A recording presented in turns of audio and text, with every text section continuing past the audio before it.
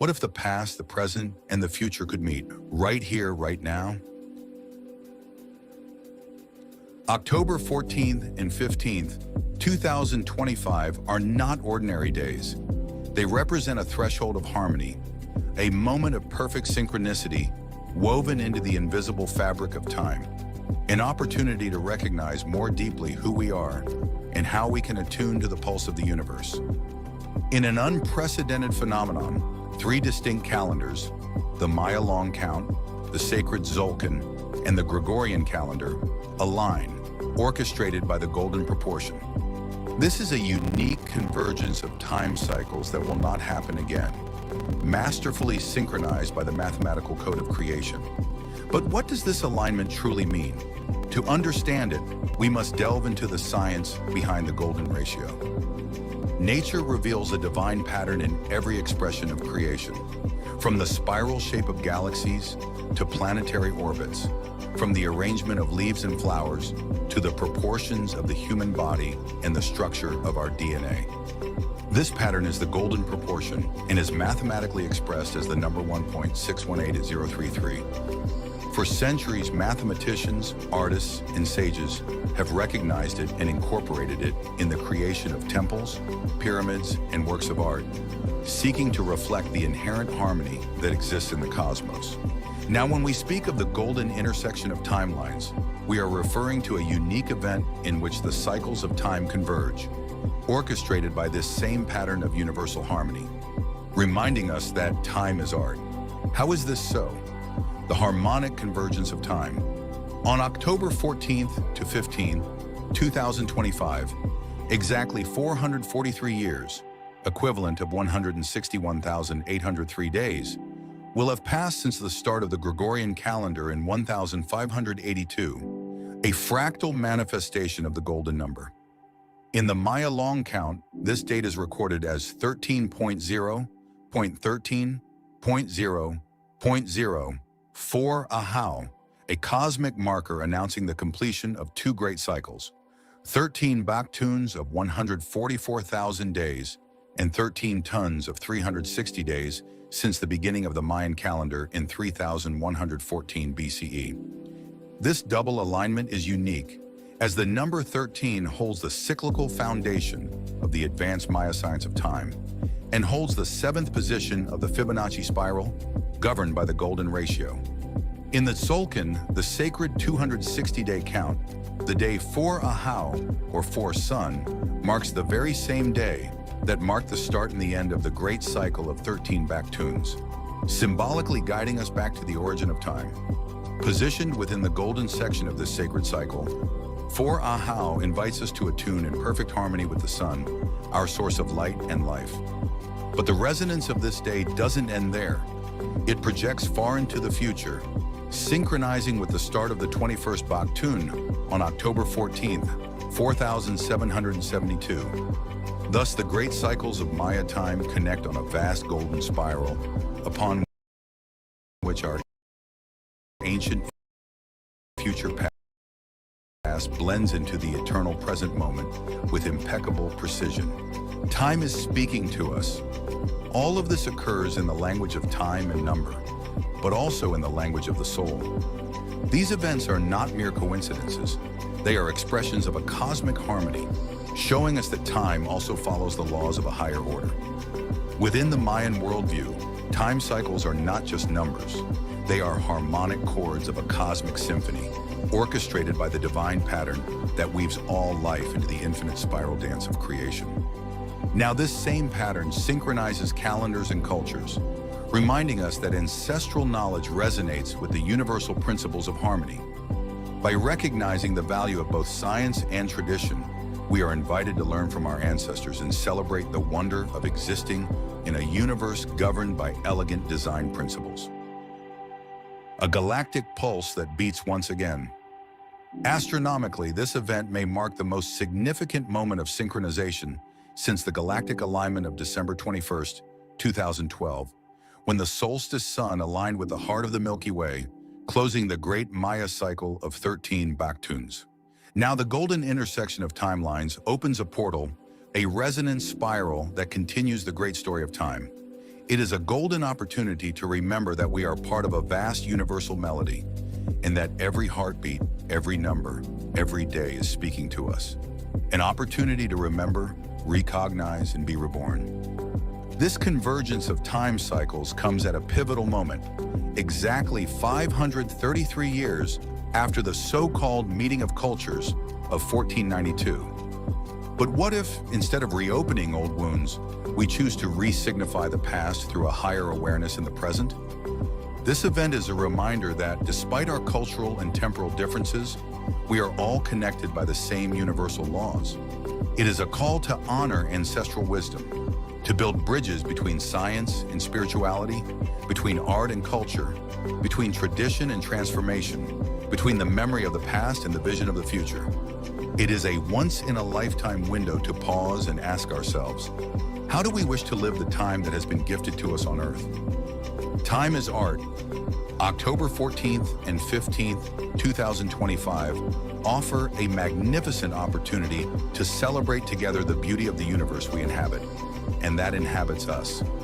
It is a unique moment to gather in community, to light sacred fires, to meditate, to dance, to sing, or simply to contemplate life through the innocent eyes of a child, and to remember that we are not separate from the earth or the sky. In a time when humanity faces global challenges that require unity and long-term vision, synchronizing in a shared pulse of time can strengthen our sense of planetary community. The golden intersection of 2025 reminds us that mathematics, art, astronomy, and culture can intertwine into a message of harmony and hope. This moment is no coincidence. It is pure synchronicity. And in this divine moment, we may recognize ourselves once again and blossom together as a new humanity.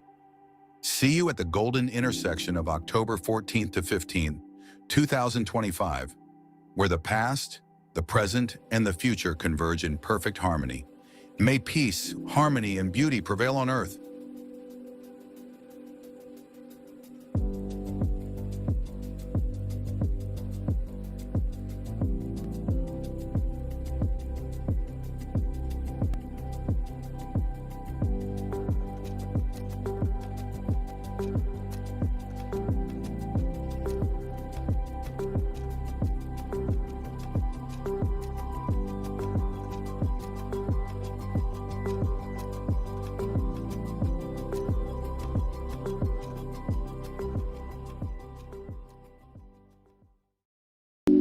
Tune in with the Galactic Spin Podcast and expand your view.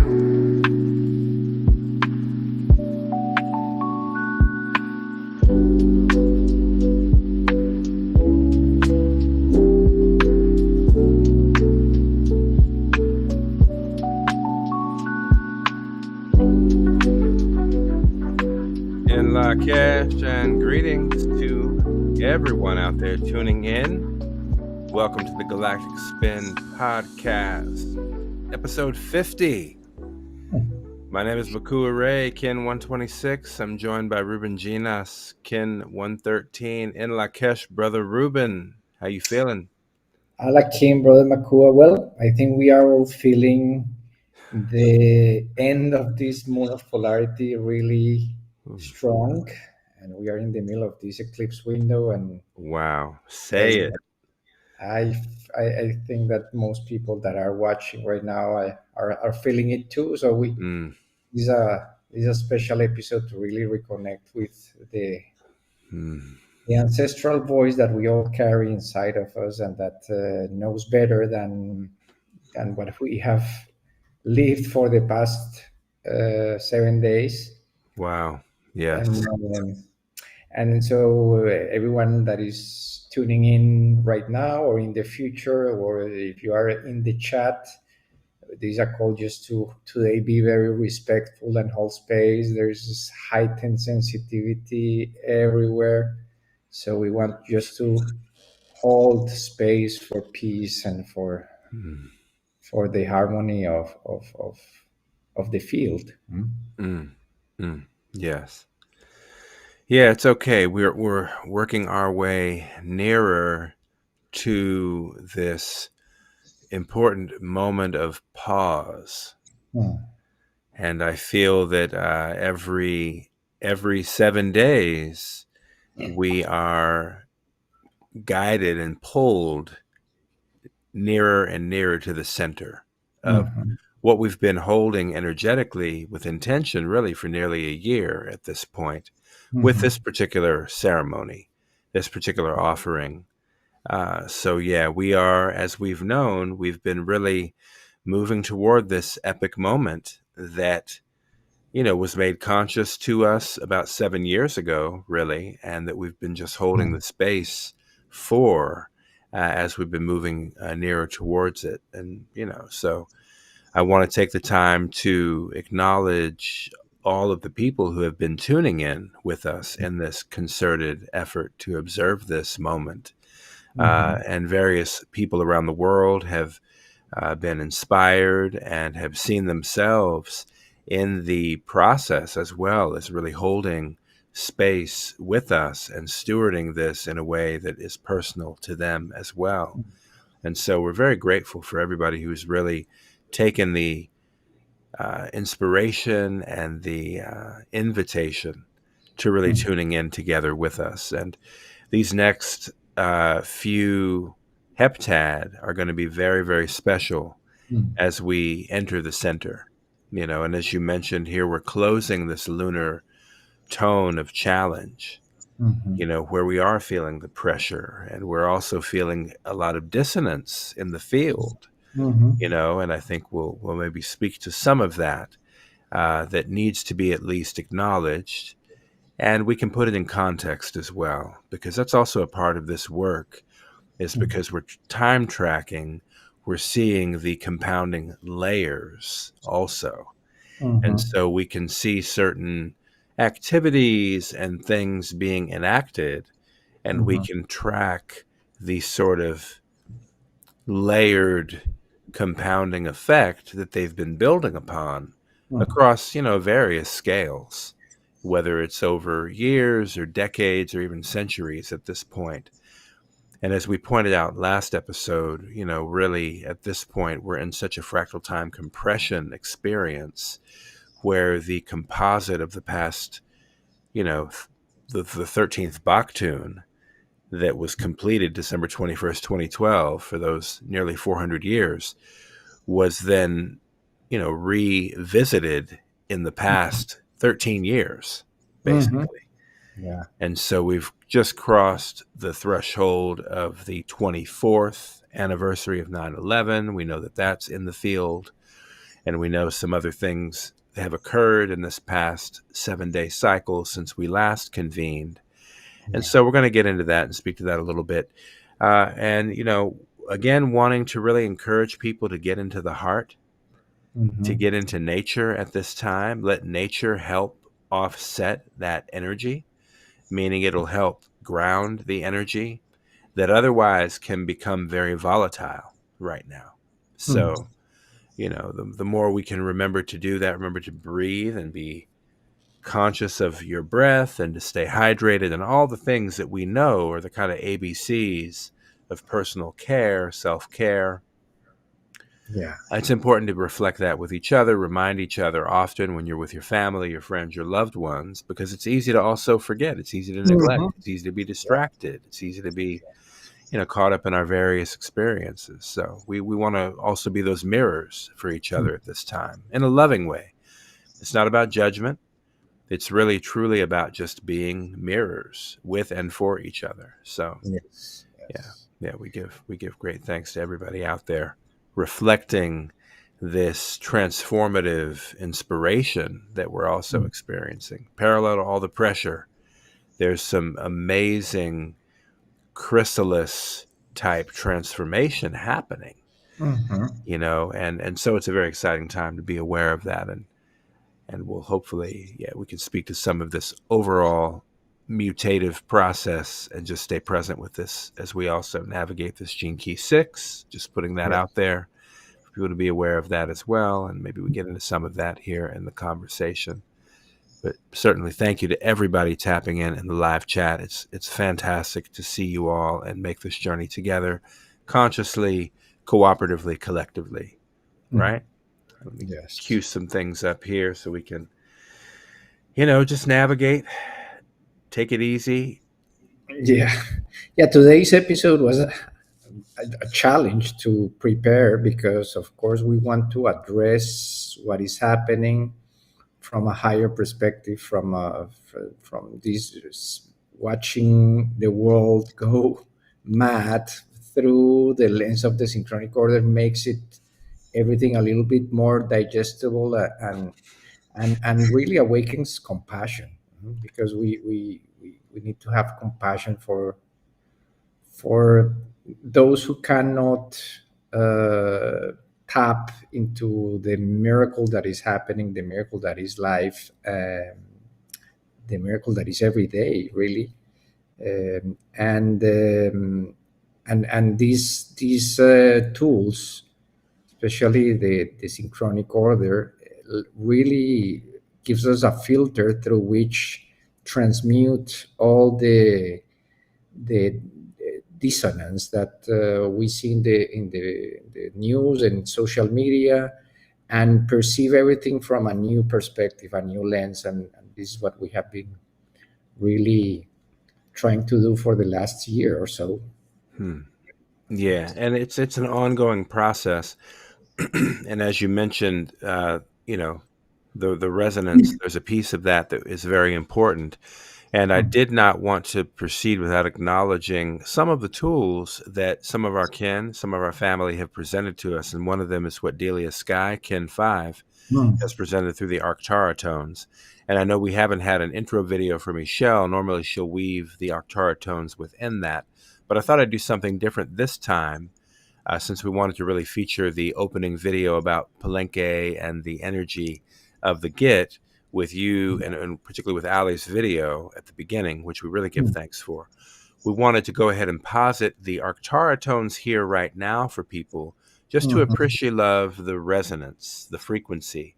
And just to give people a snapshot, these tones are derived through mathematical processes, through basically deducing outcomes of equations through mathematical processes, and then they derive or they deduce into one of the 7 musical notes. And I would invite, if she's in the chat, I want to certainly invite Delia to even give maybe a text explanation as to the term Arctara, because she was given that name, I understand, by Valum Votan, by Jose Arguelles himself. Which is beautiful, if my understanding serves me correct. So just wanted to shout her out because she's very supportive. She's in fact the human being responsible for Rubén and I actually knowing each other. Which is she and our friend Akuya, in fact, whom all were part of the Banner of Peace Committee with the Foundation for the Law of Time around the time of 2014, 2015, at which point you and I were introduced in the later part of that year. And we've been, rolling ever since. That's 10 years ago this year.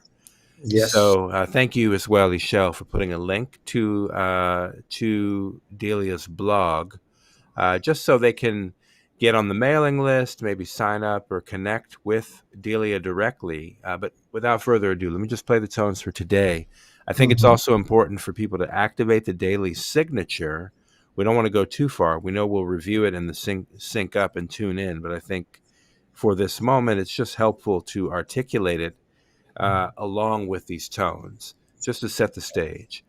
And you can go do your own research. There are ways to find a decoder online, or if you track a time tracking tool like the one we provide at theharmonicfactor.com or lawoftime.org, for example, or 13moon.com.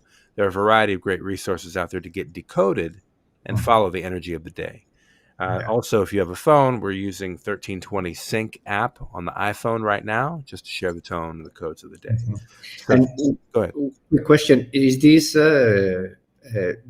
what Delia is sending us and sharing with us?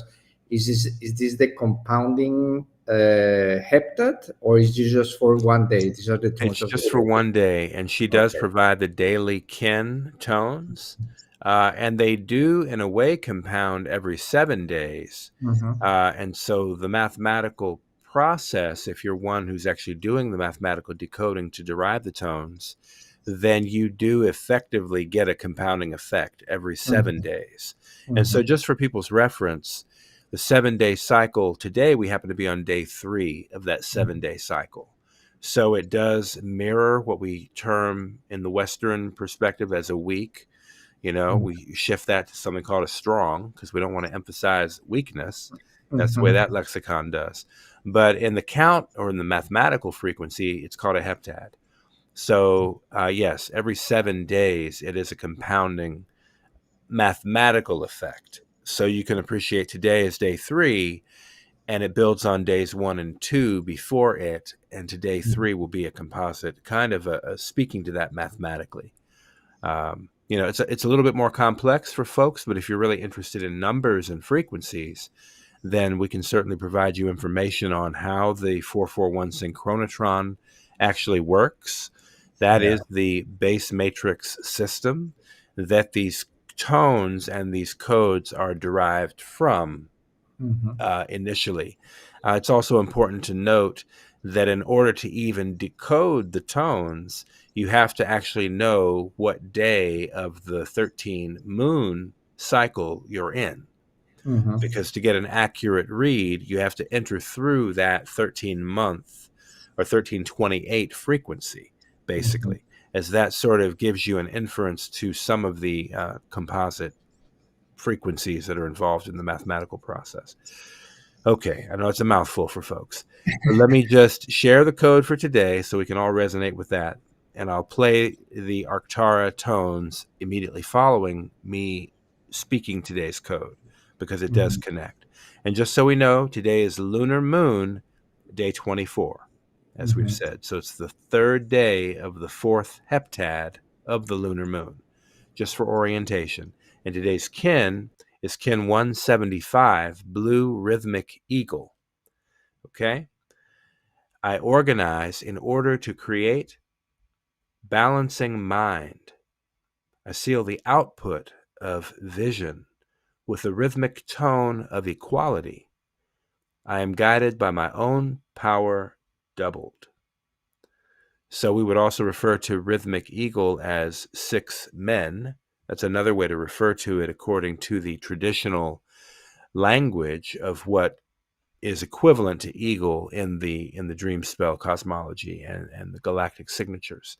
Here are the accompanying tones for kin 175 today from Delia Sky.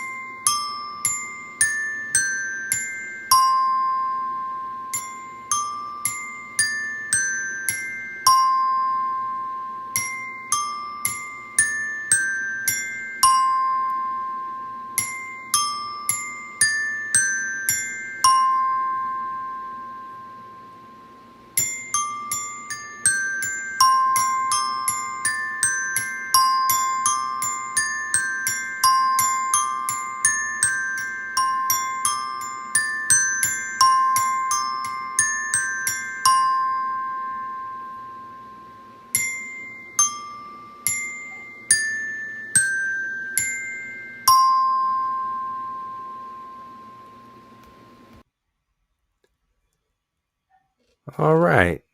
So thank you all. Thank you, Delia, Kin 5, for sharing those. It's just a beautiful momentary attunement. And it is derived again from these synchrotron matrix mathematical factors that derive these tones on a daily basis. And it's a part of our attunement process. And so, in fact, when I was just now experiencing that, I was reminded of that movie from years ago, Close Encounters of the Third Kind, and that sequence where you have the crafts that are playing the tones, attuning the people who are observing the crafts and the whole thing. And it's just so many things happening, right? So when we talk about tuning up, I also love to relate that in all of our outreach, just to say, hey, tune in to what we're doing here, because it is about measuring these tune cycles and getting tuned in, and also part of the help is literally working with the frequency medicine such as what we just heard. And I'd love to hear any feedback in the group from just in the live chat from folks just listening to that. What did you experience in that moment? Was there at least a moment of momentary attunement of some sort? And just know the frequency pattern of these is different every day. And so it's frequency adjustment in a way at a very fundamental basis. And so if you're a creative person, you can actually apply the tones. If you're a musician, for example, you can apply these notes as root notes or create other harmonics yourself. Use it as a basis for inspiration for your own musical expression. I've done that in a lot of ways with my dear brother Bilal, Kin 134, white self-existing wizard, Bilal Samadi, shout out, Mystic Column. Well, that's actually how we made an entire album, utilizing the frequencies of these daily codes and tones, so we love to connect them as much as we can in various ways. So thank you, Delia, again for providing that service to humanity by making those tones available. And if you'd like to learn more about that and how you can donate to support, she'll add you to a list that she sends the tones out to on a daily basis. And if you check back also at her website, we're working with her to help make sure that things are dialed in so that she can also, receive further people who want to tune in with her and those tones and check in with her at her website. So give thanks, everybody. Yeah, felt very nostalgic. Exactly. It's like it's beautiful. It's like it's very simple too, like the pureness of the tones. I like to think. And then if you count how many rounds are performed, it's always 13. It's the 6 at the regular tempo and then double time for 6 more and then one final one back at the regular tempo to complete it. So it's a total of 13. So enjoy. And again, thank you, Delia Kin 5, for bringing that frequency medicine to all of us. So as we move forward, thank you everybody for tuning in, and we're going to go ahead and check the Earth's pulse right now. All right.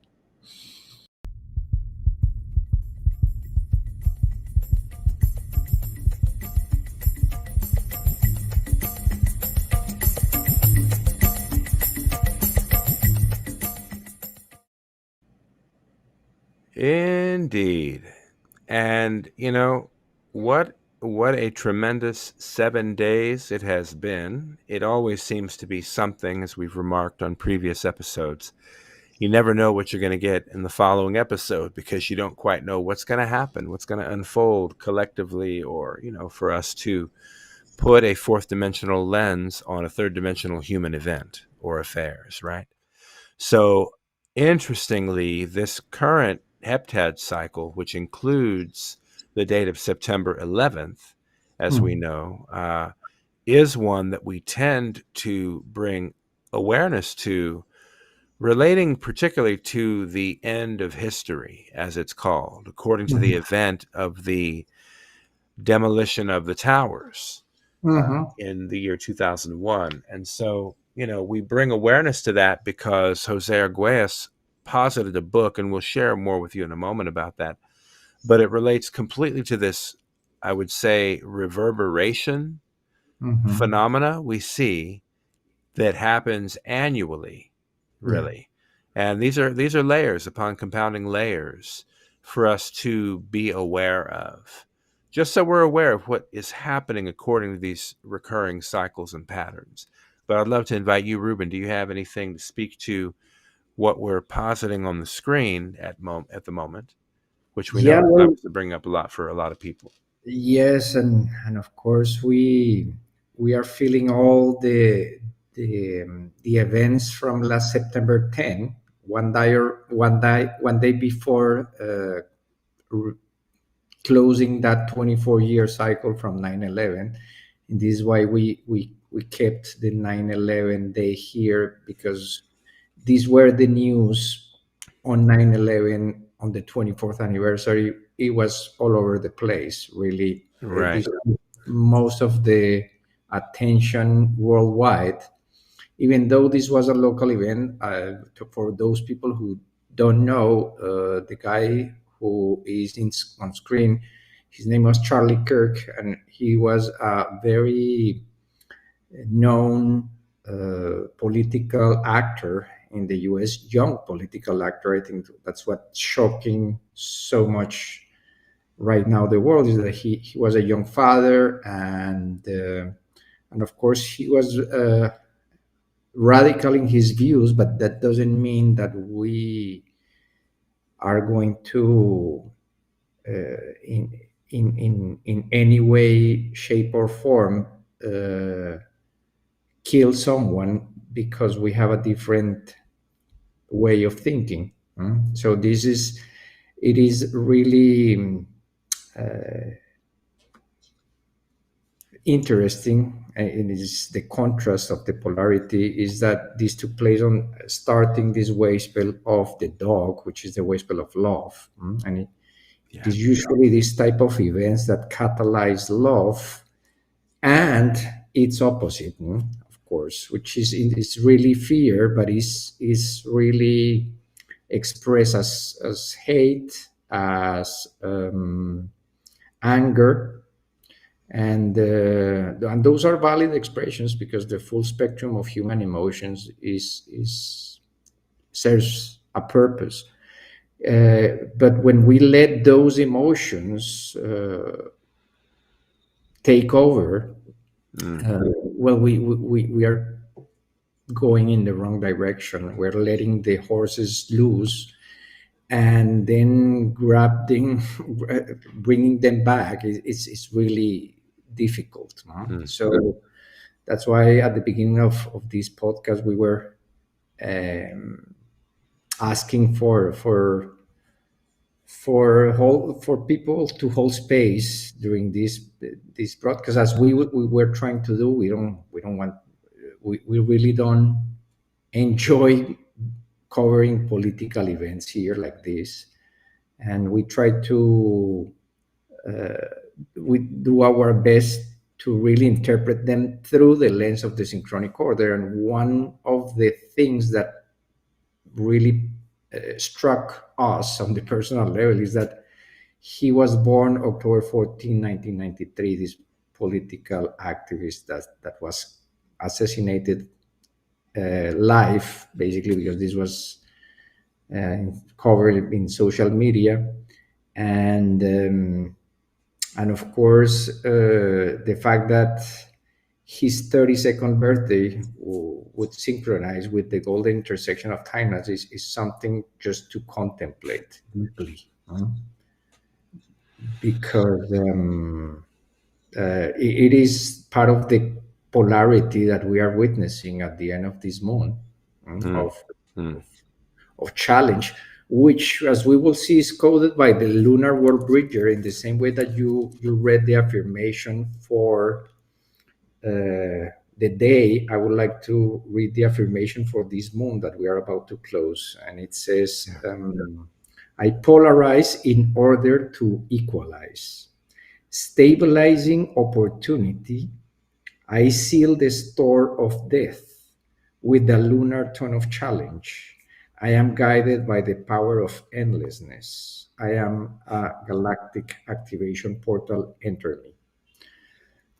So this is the first of 10 galactic activation portals. The lunar world bridger is the challenge of life force, the wave spell of the serpent, which is the full theme for this entire 13 moon year, from the fractal point perspective.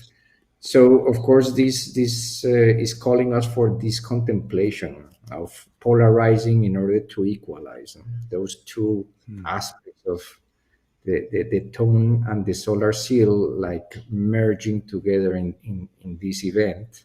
Yeah, and isn't that a signature also on the tomb lid, Lunar World Bridger? Yes, it it's appears the ninth inscription along the tomb lid. I think that's very interesting to consider that or contemplate that today, as well as we do talk about the voice of the ancestors.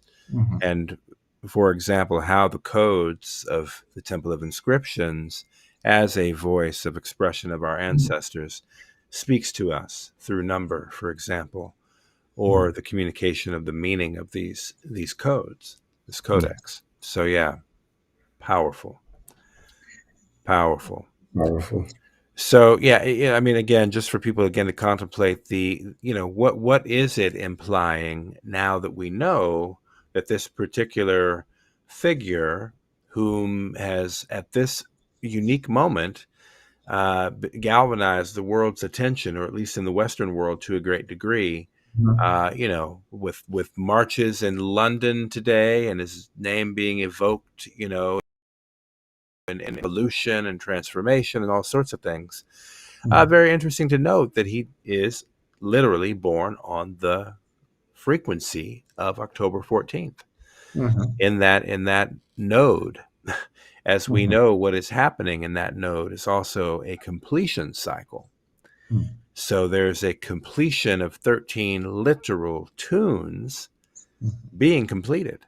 So what is encapsulated in what he embodies even or represents as being part of the weaving of a completion cycle. In other words, something has to be completed. Something is being completed. And, it does bring up a few other things for me, and personally, I would say, and these are my own opinions or views, just to say that as before we were mentioning, when we look at these timing cycles, as we track these timelines, we begin to notice patterns, recurring cycles, recurring expressions of similar things, taking on a slightly different expression, but it's connected to previous events. So as you said, the positioning of this in particular happening 24 years to the, time of the 9/11 event.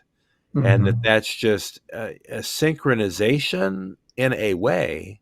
And we also don't want to neglect that there are those people, or we could say organizations or observers perhaps, who do follow and track these timing cycles as well. And they know about these timing cycles. They know about these prophetic cycles. And sometimes I look at it as frequency jamming. So certain events may transpire to attempt to thwart or jam other frequencies that are intended to occur. Now, what's interesting about that is the universe will always adjust. That's the point, right? It's ever creative. It's going to adjust. It's going to create a way out of no way. Though there is also an interference layer here on Earth that we don't often talk about. And I'm not really going to get into like too deep of a rabbit hole about it, but I feel people can certainly resonate on some level. I certainly, Jose Arguelles resonated with it on a certain level when he authored that book, Time in the Technosphere, in the year 2001, following the 9/11 event. He had a perspective on what this closure cycle was about and what it might look like, and what these events that have these rippling effects, what they're suggesting. And then also there's the other side of that. What is the resistance to these changes, to this transformation?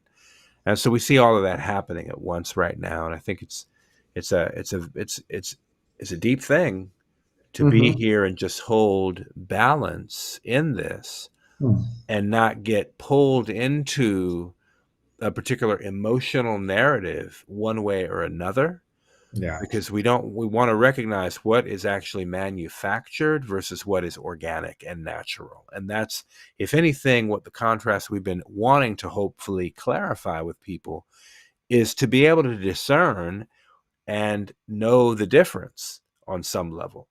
And I just want to say that I feel like some of this has overtones of, previous psyops and psychological operations, just to call it on its face, what it might potentially be.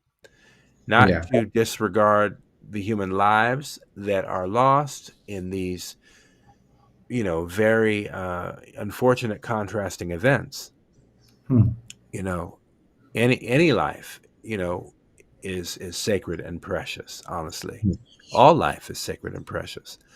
And while we are observing the turning tides, we want to bear in mind a distinction between those things which are manufactured to generate emotional response. Okay. And then from that emotional reaction, we don't want to neglect that there are other layers of influence that was kind of occurring to me when we look at when we look at the shape, for example, of a church steeple. For example, what do we think happens with all the energy that gets generated in that church, in that facility, and all that energy spirals up to the top of the spiral, top of the spire, right?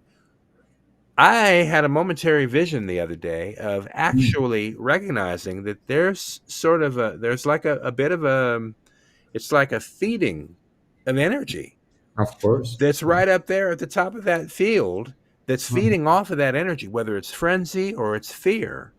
There is some disembodied force that's not embodied necessarily unless people open themselves up to having that kind of energy become embodied.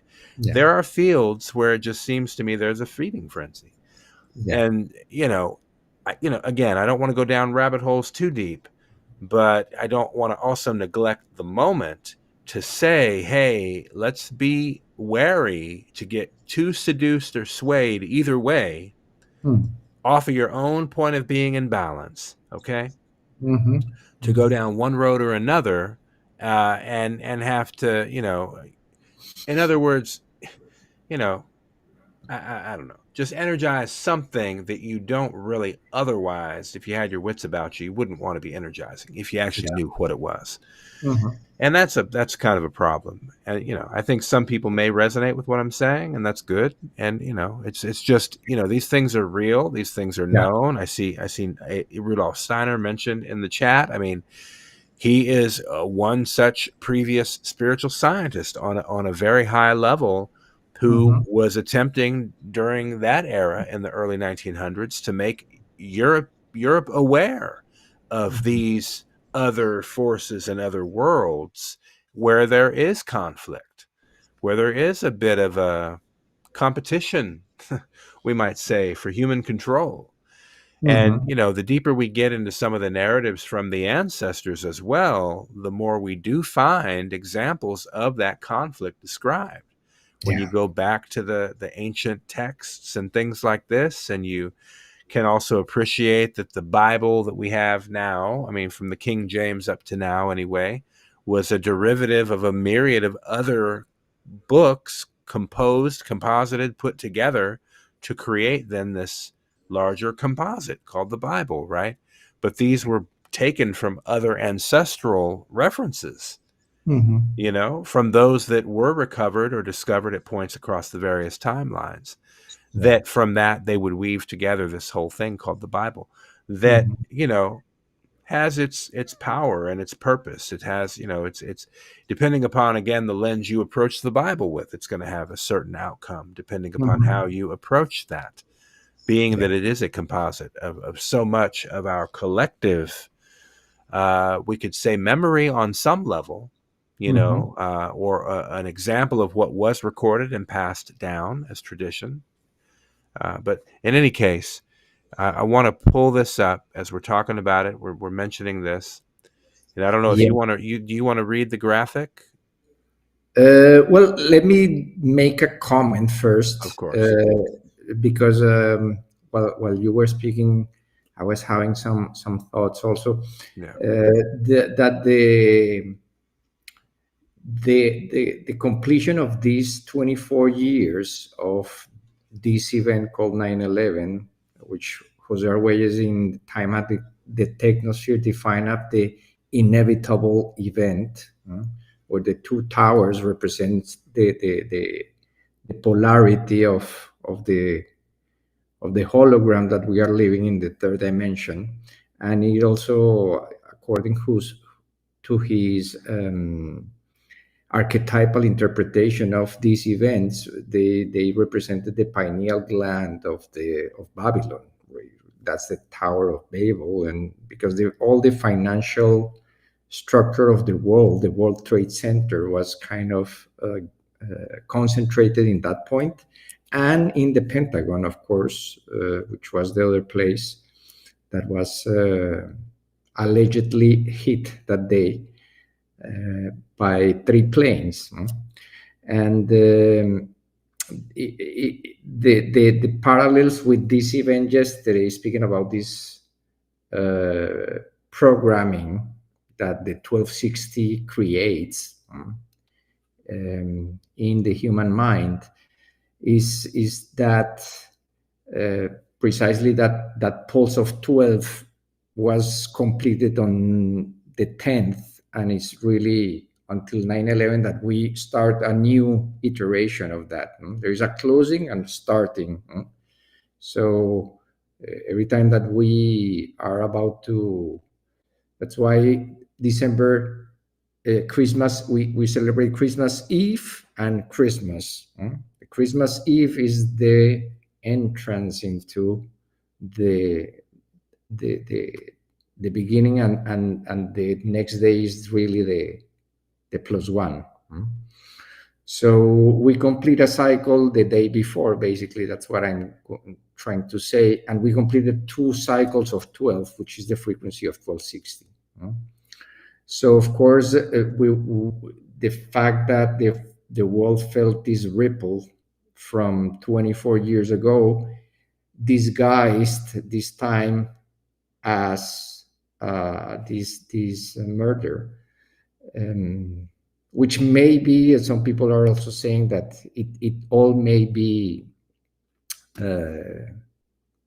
fake, but we are going to really, it doesn't matter if it's fake or not, it's the effect that it's still captivating. It's captivated everybody's attention. So whether it's fake or authentic, it has done perhaps what it aimed to do. I don't know. Like, it's, it's interesting.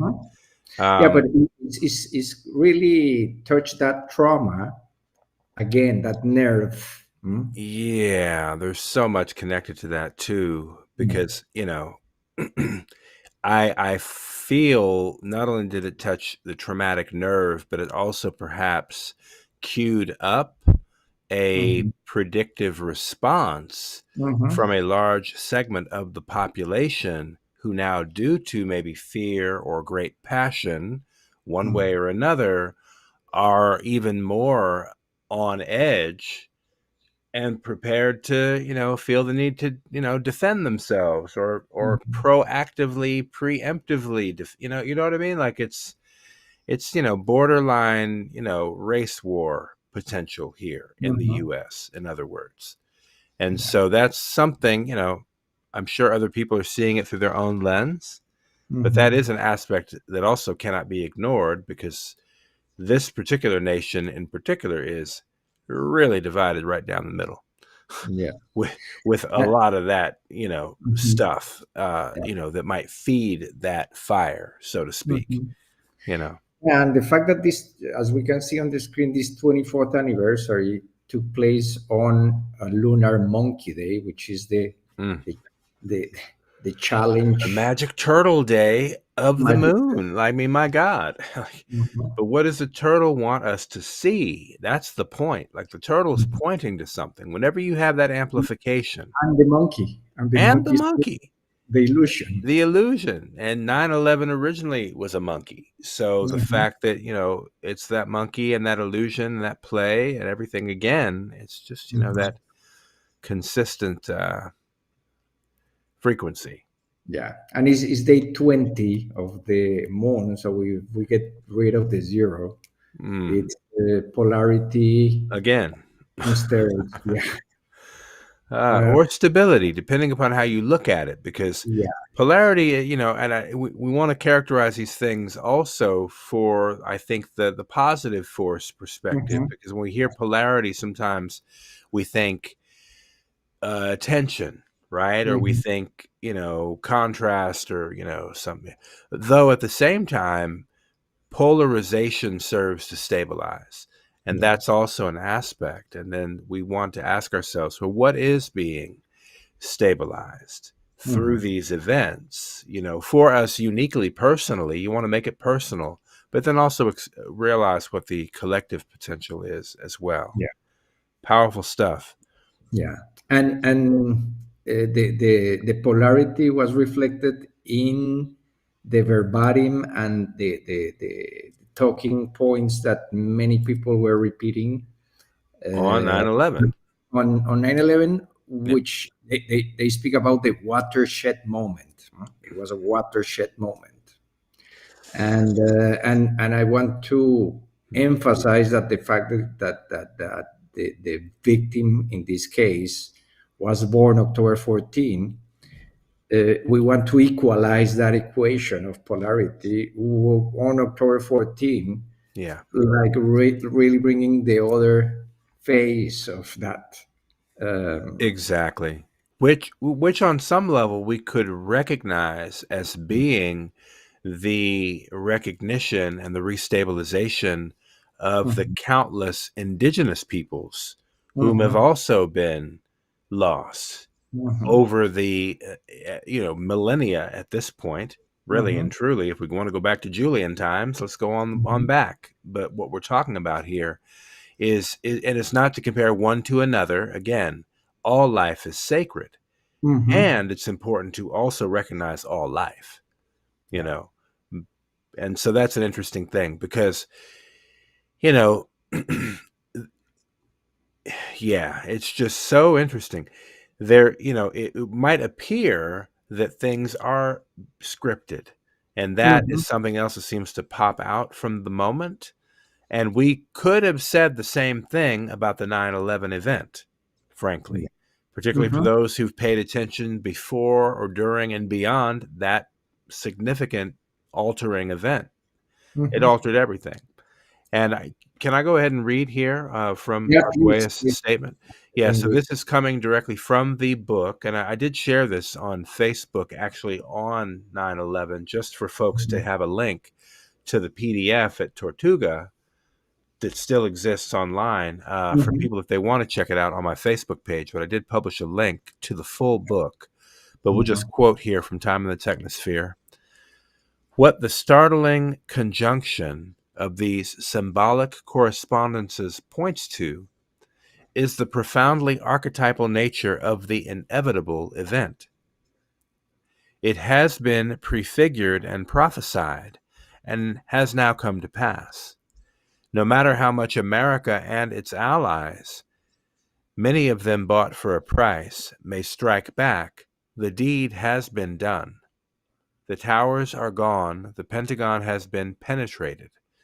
While it will take several years for the full realization of the absolute magnitude of this archetypal event to sink into the collective mind, it is important to demonstrate the actual structure and time of the technosphere so that the finality of its end may be seriously considered, and the mhm. gate to the future, which has thereby been opened, can be made clearly visible. Wow. I mean, I invite you to review those words yourself and make sense of it for yourself because, 24 appreciate years later. what's that? Yeah, 24 years later. I mean, this book was published literally a month or two at the most after the 9/11 event. Mhm. And it was really put out by Barron Publishing Company, if I remember correctly. Yeah. Maybe it was his last book with them, in fact. But in any case, a very important document, at least documenting the timeline up to that point. Yeah. And the timing's very important to be considered. Yeah. Probably the Mayan factor, the Manifesto for the Noosphere, and Time and the Technosphere are the three most important single books that he wrote. Of course, aside the Cosmic History Chronicles and other works, this is really applied to human affairs. So Yeah. those other books may be a little bit more on the spiritual side, and this is very grounded application of the law of time. So Powerful one. we give thanks to be able to have these words and see them 24 years later under this lens, because it strikes a lot of chords of resonance, Yeah. and it is an invitation for contemplation of the illusion, this polarity of illusion, really. Yeah. Yeah. It's really something else. And speaking of human affairs, the Mhm. following day, Yeah. we have then the UN General Assembly endorsing New York's declaration on two-state solution between Israel and Palestine. Mhm. And I think pointing to this is just important relative to the concerted voice collectively around the world, really resonating towards the egregious situation that the Palestinian people find themselves under currently, under this duress. And it's obviously, for those who have followed this, they know it didn't just happen beginning in 2023. This has been an ongoing saga for 70 plus years. But go ahead, Ruben. No, and that this could have been the news of the day, really, on September 12th, but the news cycle was completely covered by Yeah. this other event. But this is Which important is because a part of the whole machinery of smoke and mirrors, honestly. Mhm. You know, Yeah, ridiculous things have been happening in the meantime. yeah, and we decided also to emphasize the fact that during the General Assembly, the general debate, that's why we added here a snapshot of the program Yeah. for those days. They start on the 22nd of September with the equinox. After the eclipse, the solar eclipse, we'll speak later about that. But on that same day of the equinox, where we have equal light and darkness, and we have the shift of seasons, so it's a watershed moment in natural time, and is the Jewish New Year. This is going to be discussed as at the General Assembly. Mm. And it's worth saying that even though the United Nations may still be to a high degree hijacked by forces that just want to manipulate reality, the everything that will take place on the next summit, this next summit, is decisive for humanity because of the situation that we are right now, because of an ongoing genocide taking place in front of our eyes for 2 years. And one of the reasons that we started this podcast on that day was just to, it was the magnetic human day, free will, just because to really get in touch with our humanity. And this day was the electric human day, the day that the two-state solution was widely approved. So we hope and we trust that the energy that is leading to this high-level conference on the two-state solution on September 22nd, which is 22 again, is 11/11, and being the equinox and being the Jewish New Year, and being the day after we close the eclipse cycle that we are right now in. This event took place on the third cycle and preceded by International Day of Peace on the day before. We trust that this is the birth of something new. Is going to be the crystal dragon, the cooperation of new birth. That's right. That's right. So we trust that after everything that happened, the hearts of the people who are taking decisions in that building, which happens to be measured by, there is a golden rectangle, the the United Nations building in New York City, which is the heart, the Big Apple, it's going to resonate across the world. So it is certainly a decisive moment, a choice point for humanity, a Exactly. watershed moment, It and we hold space for that. All these days, connecting to the equinox and to this closing of the eclipse are really invitations for check on our emotions and our relationships Yeah. and be very compassionate, very compassionate at times with ourselves and with the rest, of course. And as you mentioned, just the fact that this is happening where we find ourselves right now in the middle Mhm. between the two is no small thing. Yeah. So let's just take account of where we are now and making these things conscious and realizing what's in the balance. When we say choice point, that is individual and collective choice, and better believe your individual choices impact the collective and vice versa. So we are all invited to take pause. It's kind of like the idea of, taking a pause before reacting to somebody. If you're a parent, they usually say, take a breath before responding or something like that, or in nonviolent communication, for example, because everything is so on edge right now. Yeah. So the pause could not be more important than right now, and just make us And, conscious. and make it also conscious that this window, if we add the alpha and the omega, or the lunar eclipse plus the solar eclipse, we get this double eight portal, the infinity portal, Yeah. which is the planetary star, the manifestation of art and beauty. So it is really an opportunity to bring those qualities, Wow. to make this an opportunity to transmute everything that is happening through art and through Time our is art. arts. Mhm. Time is art. Time is Time is art. art.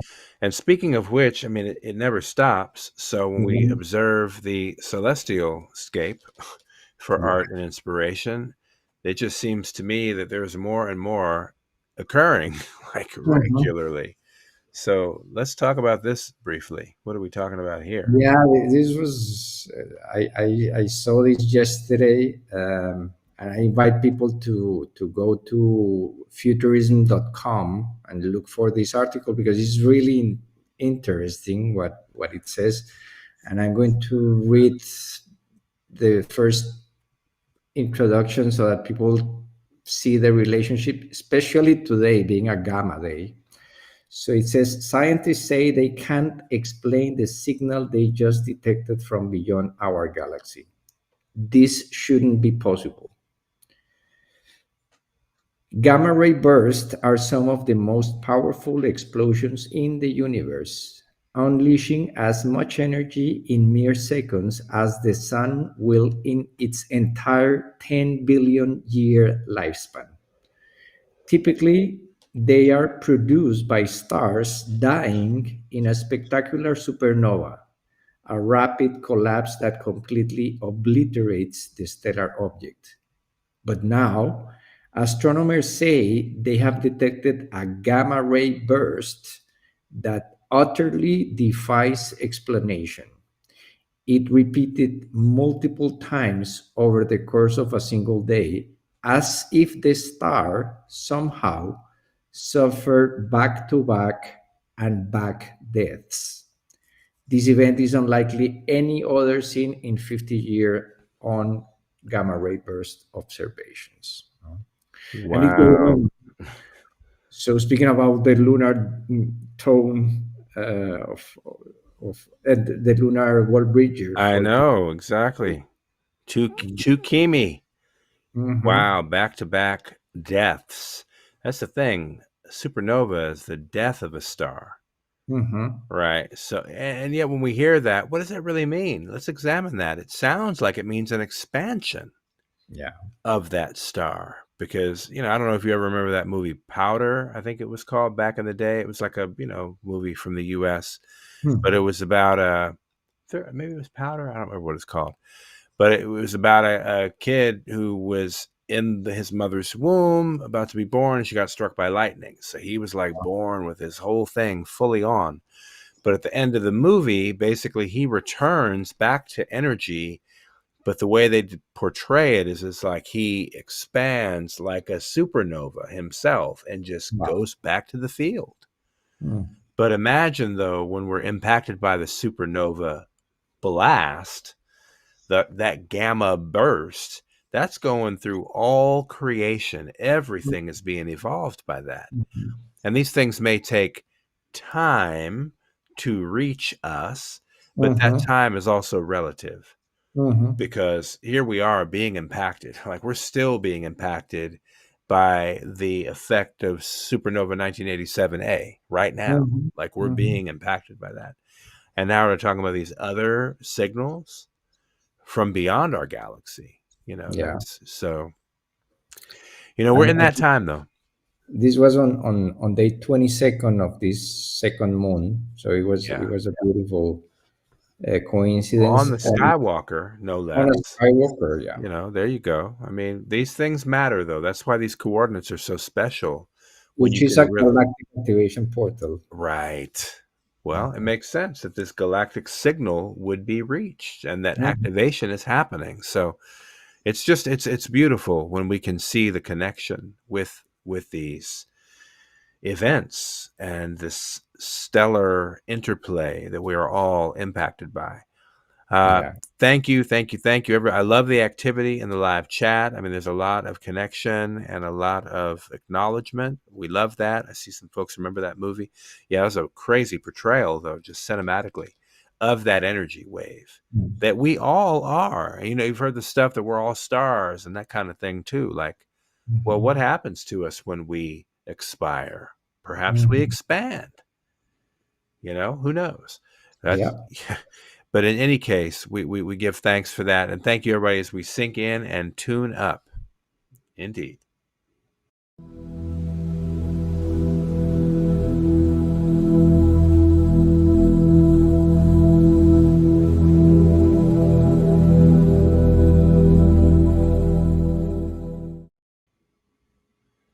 Yes. As we continue to navigate this auspicious year, as we know, we're in the yellow resonance seed gear, a powerful year for target and awareness, bringing that into the attunement, channel, and inspiration. That's the real energy happening here. And this is just obviously for those who've been tracking with us, this is the cover of our edition of our 13 moon synchronometer, 13 month, 28 day synchronometer tool for you to check out at theharmonicfactor.com. And here we are completing that lunar moon, heptad 4. And this, maybe speak to again, what this whole year, I think we talked about this moon rather being coded by that 16. What was 106? 106, exactly. 106. Yeah.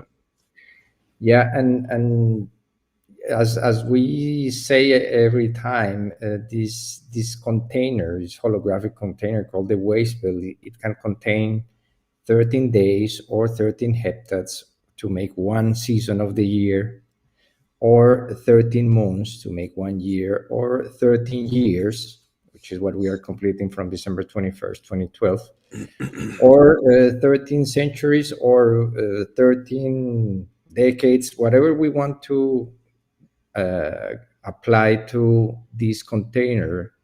Inside each of these units is a time unit. So this entire cycle of 13 units or time units represents like the measure of cosmic time, and it is a process, that a creative process for in order for the spiral to reach the seventh position, the Fibonacci 13.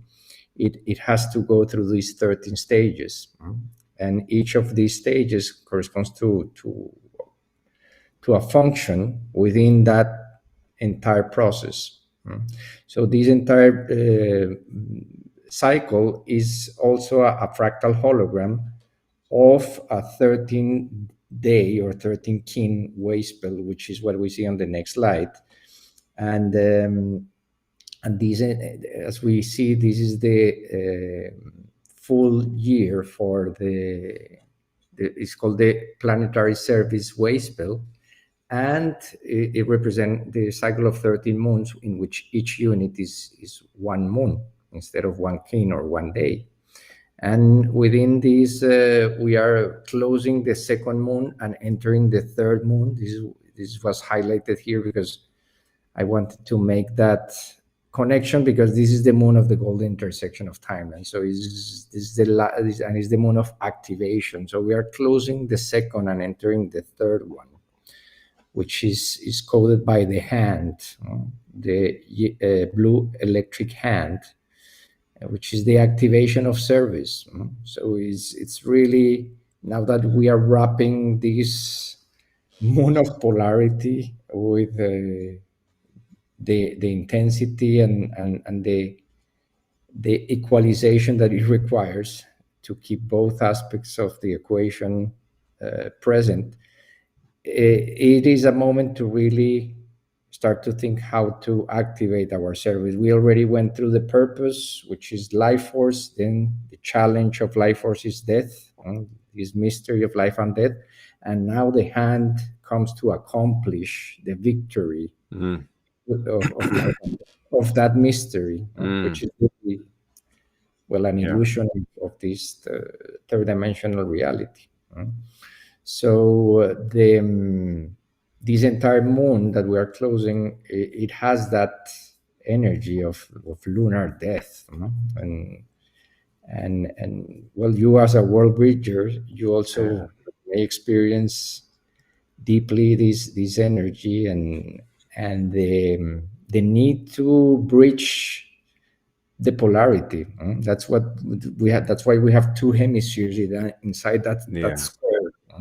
The skull, it's the one that keeps it, the emotions and the rational side together. And it's really a meditation itself, to keep that unity of polarity in mind, right, in our heads, and our hearts, especially. Yes. At these times. Wow. At these times, yeah. So, yeah, if you want to go to the next slide or comment? Yeah, no, always something to comment, but yeah, I mean, bridging the worlds, I'm finding right now is a lot about letting go. Also, just letting go. Releasing quickly and to something greater.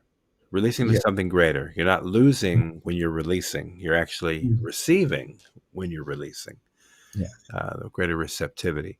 So here we do find ourselves, of course, looking through the lens, the fractal lens. We can focus on this fourth heptad of the lunar moon. Here we find ourselves on the gamma day, as we've mentioned. And yes, speak to the fractal frequency here. We're at now 160, correct? I'm 164. Sorry, 164, correct. Okay, that's right, exactly. So we are expressing galactic synchronization and this 7-day cycle right now as well. So that's also interesting to note in the tension and the tune-up that we're getting synchronized again with galactic synchronization itself. Yeah, that's on a fractal scale of 260 heptads or cycles of 7 days, right? Which is basically for those who are still like wondering what represent those kin, the red, the white, the blue, and the yellow, coding each of the 4 heptads, is this fractal count of 260 kin, corresponding to 260 weeks or heptads of 7 days each, being the fact that in 5 years we have 5 basically 260 weeks. 5 cycles of 52 heptads each result to 260 heptads. And we know that every 5 years, the galactic count of 260 days synchronizes with the lunar solar count of 364 plus 1 days. And I make emphasis in the plus 1 because basically for people to really realize the importance of measuring these cycles and these fractals of 260 heptads equal to 5 years is because it contains the full hologram. And every 5 years we have 7 Solkins. In other words, every 5 cycles of 13 moons equal to 65 moons, we have the same amount of days than in 7 cycles of 260 days. So plus the 5 days out of time. So let's say that today is kin 175 and we want to know which kin would be exactly today in 5 years. We add 5 kin to this kin and we have the day, which would be kin 180 yellow spectral sun. Though this is how the two counts of 260 days and 364 days, and I make emphasis again in the 64 because we want to keep the 5 days out of time as the buffer to absorb the difference between the two counts. So it is a beautiful contemplation to see that within that cycle of 260 heptads, this is the galactic seed heptad, which connects us fractally to galactic synchronization moment, which was the midpoint, the exact midpoint of a full cycle of 52 years that started on July 26, 1987, goes back to July 25th, 2039. At that point, galactic synchronization was the midpoint, the 26 years of the cycle. So it really, with everything that is happening on Earth and everything that we covered, it really feels like galactic synchronization of some sorts. Yeah. With this shock wave of 9/11 being absorbed. I was going to say like a shock absorber, because in a way it's also helping us reconcile these otherwise riveting experiences, collective experiences. I want to look at the live chat. I see we have a question from Pope in there wondering what determines what a moon's solar seal is. And if I understand the correction correctly, because we reference to, for example, the lunar moon having the reference to the correlating kin energy, that we said this entire moon specifically is coded by the lunar world bridger. And so to your question, Pope, that relates to the fractal scale of 1 kin equals 1 moon. And that was a fractal measure that initiated in, I want to say, the year 1992. 97. Okay, that's correct. So it initiated basically 10 years after the initiation of the new time. And that fractal scale demonstrated the completion cycle of something known as the 20 tablets of the law of time. And there was in that process a certain frequency or sequence of 16 that was a part of that initial phase that were completed, but the count continues. And so with galactic synchronization, actually, we completed those 16 years. Exactly. On July 26, 2013. And so, July 25th.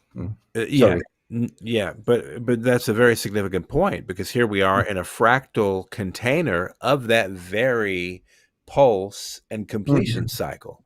So that's a beautiful example of how synchronicity operates, because here we're making this conscious within that very window, And then hopefully it adds for people a clarity to the purpose of those fractal layers and making those observations. Because as you said, the particular 16-year cycle encoded by those 20 tablets of the law of time completed in the year 2013. Like it was mission complete, though we took it upon ourselves to continue the count because those fractal cycles continue to express those various layers. Though it applies to the moon as well as it applies to the heptad, as we're demonstrating with the left-hand column of every moon, you'll see the correlating one kin equals 1 week or 1 heptad fractal count as well. So those various fractal layers give you a greater perspective into the synchronic order and the varying levels of the arrangement. So you can appreciate, I think, just the varied qualities that may interplay at any point in time, particularly when you have them as a reference for the complete moon, for example.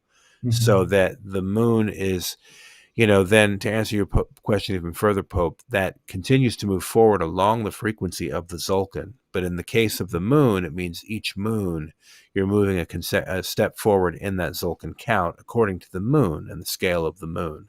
So this coming moon, as Rubén was indicating, will bear the frequency of kin 107, the blue electric hand, which, of course, is very, very significant to our collective intention around what's happening come the golden intersection of timelines and this entire moon, actually. And its relationship to the month of October, as it were, because there's obviously a little overlap and overlay with that as well. So, and to also, I invite Pope to go to the link on the screen and download, because we have a very, well, probably not very detailed, but as a nice synthesis of these cycles, and they mention that this cycle of one moon equals one kin, or one kin equals one moon, started in the year 1997. I think it was the year of the yellow overtone seed. But those 16 years that are comprised between 1997 and 2013, the year of galactic synchronization, in those 16 years, we have 4 cycles of 52 moons, which are called the same 4 castles of the Solkin. And we entered the green castle on galactic synchronization. That's why it was part of this beautiful entrance to the heart of the cycle, that we are entering also the heart of the 260 moon journey board, in which it was the magnetic moon of the year of the yellow galactic seed, was coded by the red magnetic moon. I hope that makes an impact, because we have a double magnetic moon after galactic sync. The magnetic moon of the galactic synchronization year being a seed year like this, but tone 8, the yellow galactic seed year, 2013 to 2014, was the predecessor to what we are now about to experience, which is the golden intersection of timelines and this connection with this resonance seed year. Everything is in resonance. The heptad is coded by number 7, which is the tone of resonance, and we have this 7th week as the yellow galactic seed resonating in the background, informing us that it's all orchestrated from a higher dimension, really. And what we see also on screen as these blue areas or green or white areas is the wave spells. So we have this same red, white, blue, yellow sequence in the heptads in a way that they, of course, they reflect either red, white, blue, or yellow kin of those four clans. So this wave spell of the dog that we are right now is going to end on King 182, as we can see on screen, on the equinox, the day September 22, which is kind of really wrapping up this cycle of 13 that started with that tragic event, with that important meeting in the UN. So we hold space for the new life force, which is the code for this heptad that will take place.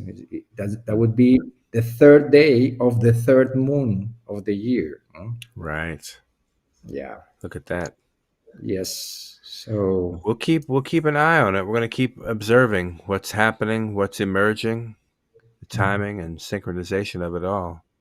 Yeah. Wow. And as we can see, now we can see on the horizon the golden intersection. Really, it's coming fast, y'all.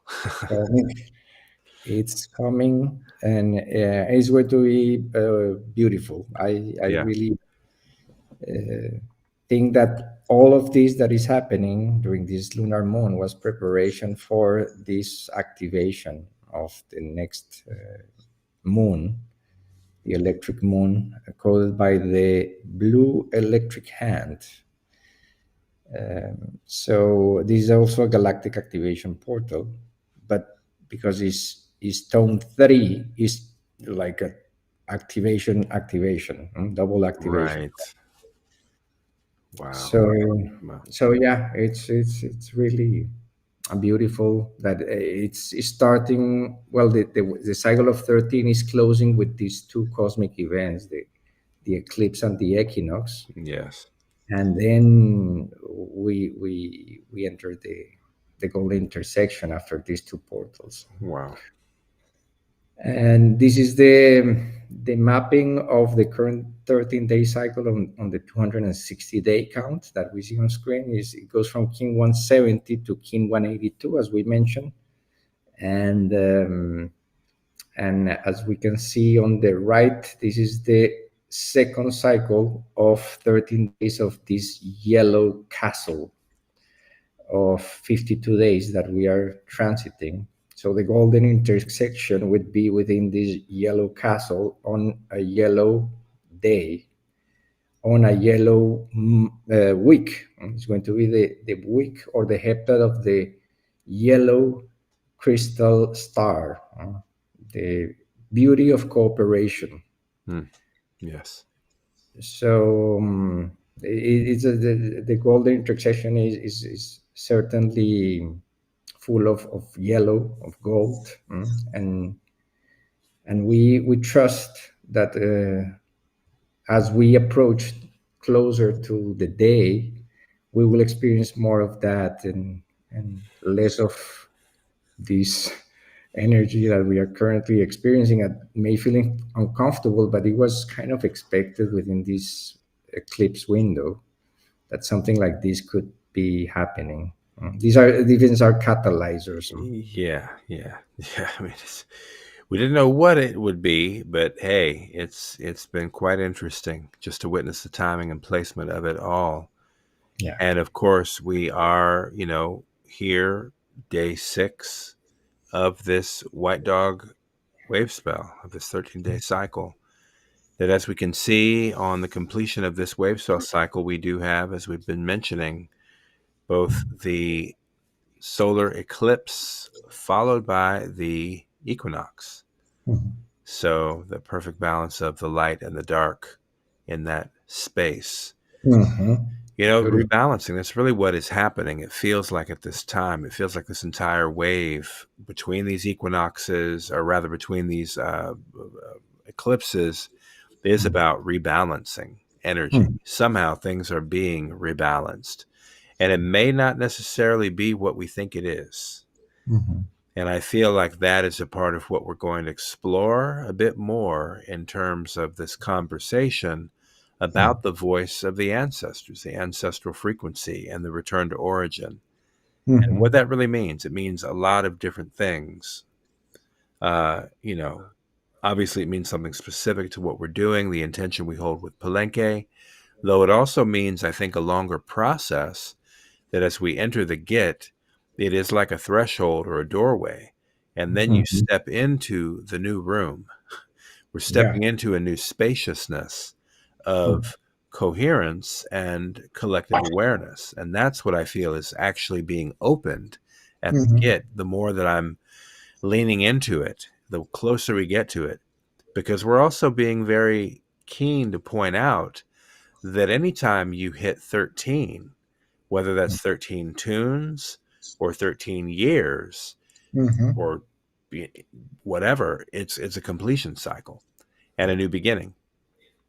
And so in light of that, we want to inquire and invite an awareness about what is this new beginning we're actually stepping into with the Git? What is that actually inviting us into? What does that new space feel and look like? We may not know yet. We're near to knowing, though I just want to invite people to remain open to what their creative inspiration and imagination and their compassion and their heart is calling forward now. And so, again, in this wave spell of the dog, we definitely want to amplify heart, love, loyalty, those frequencies that the dog expresses, and also through which it takes flight with that wind and expression of spirit, that highest, transcendent expression of spirit. And that's what this whole energy, and notice how spirit aligns with that balance on the equinox. So powerful, just to complete this frequency band in such a coherent way. And connect those days wherever you are to the field, because the eclipse is International Day of Peace, and amazing. And we will have world leaders sharing space at the United Nations to make these important decisions that will shape the future. Yeah. And 80 is the 80th iteration of the UN General Assembly, which is 4 cycles of 20, right, or 4 generations. So we are wrapping up that cycle of the nations, really, and with this proclamation of the Palestine nation, and we trust that this will catalyze a new. There is a flotilla of ships going to Gaza these few days. So there's a lot of energy moving for a peaceful, harmonious outcome after so much sabotage.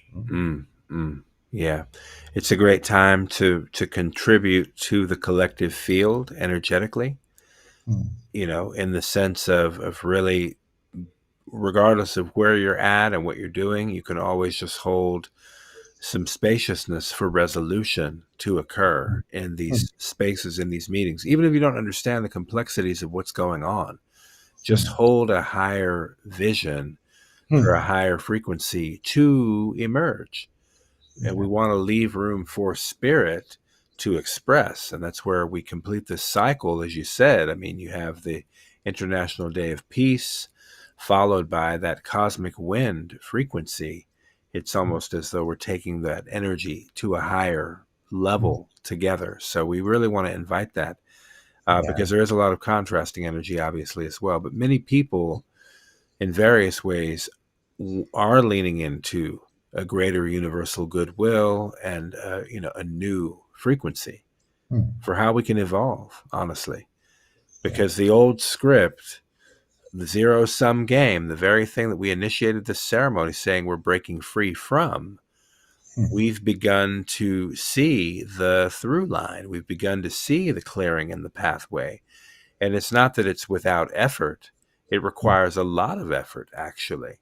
Though there are ways that we can I feel, become more collectively sound and oriented to the shift, because it's a frequency shift, what's happening now. And as we move into this time as art section and we begin to really honor the ancestors who have made it possible for all of us to be here in this field currently, all of us have our ancestors. We have those upon whose shoulders we stand. And we have our universal ancestors. We have those who are in this collective field and frequency together, who are rooting us on, I believe, as a planetary collective that's really beginning to come to terms with what it means to be a budding galactic species in that sense too. So let's anything you'd love to add?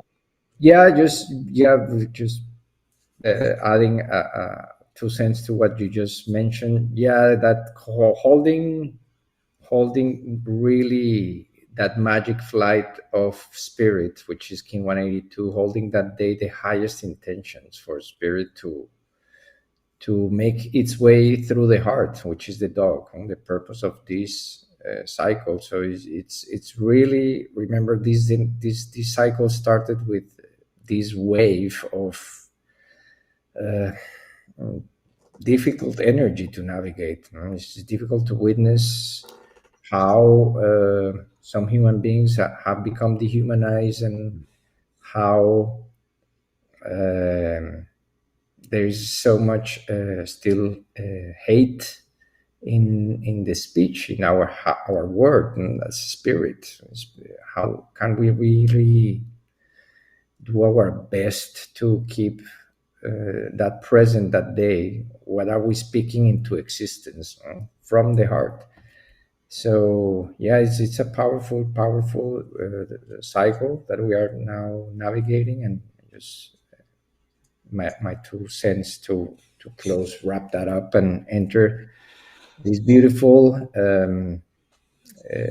Tiny Czar section, in which we have the honor to present a couple of videos from Abuelo Mario and Abuelo Nico from Palenke. Those are going to be our guides for the 7 days in Palenke. And we want to today honor their presence by sharing a little bit of the energy that they steward and guard in the sacred land of Palenque, known as La Camha. And even though we don't have the clip of Abuelo Nico in English with translation, the AI didn't want to help us today with adding the subtitles. So we want to leave that transmission original in Spanish to just honor that voice of the intention that carries the voice, the tone, and we hear at that level. So that's an invitation for the next session, because before we roll the videos, because we wanted to give everyone a little bit of their presence here online, so that when we meet them in the jungle on for the golden intersection, we can really connect at a deeper level. It's very sacred what is happening. Yes. That's right. Well, without further ado, I want to invite everybody out there, wherever you are, go ahead and just take a deep breath. Life is sacred. Water is sacred. The breath is sacred. So we give great thanks for everybody's presence and tuning in with us in this now moment.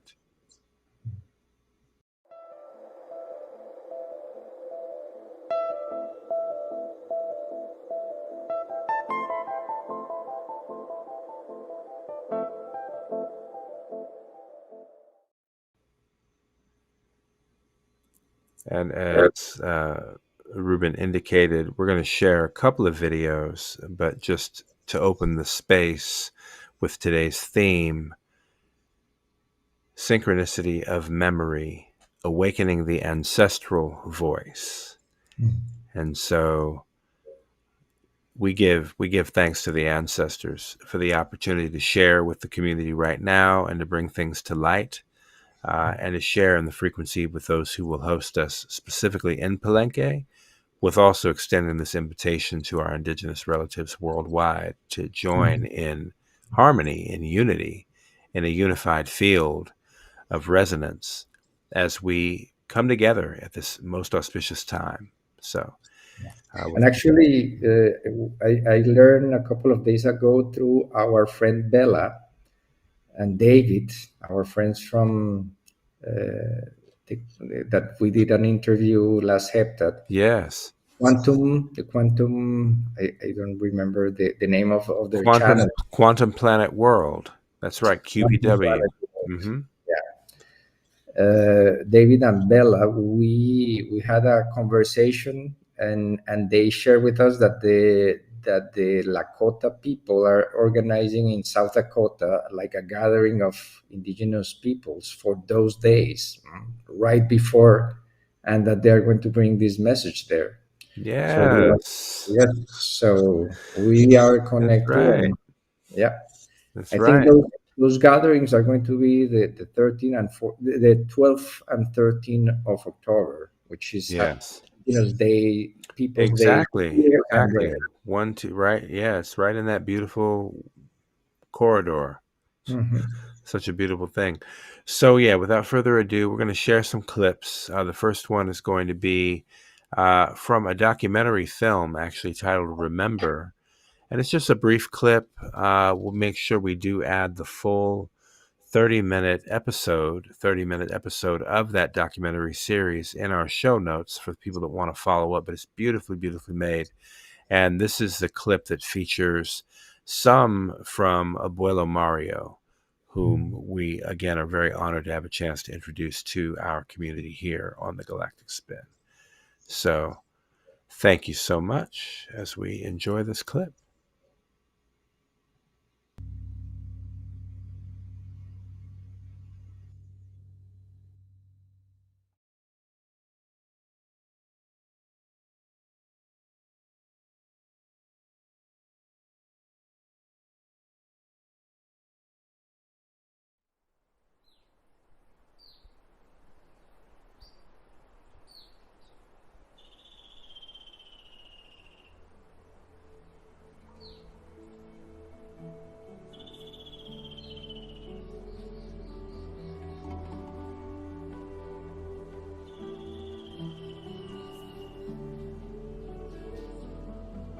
Initiating our journey to remember, we found ourselves in today's Mexico, at the location of the last tropical rainforest in North America, land of the Lacandan people, or true people, Hatchwinik in Mayan language, as they are proud to call themselves.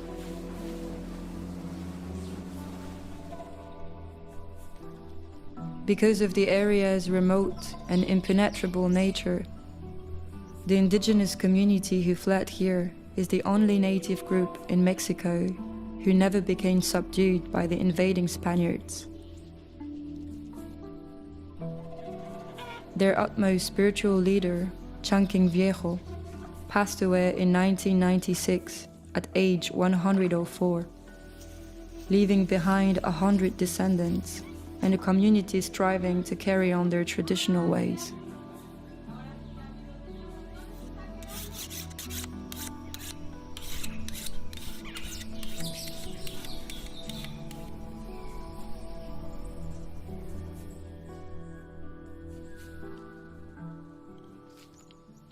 Cuando entran en tierra lacandona, es lo que se siente, es lo que se vive.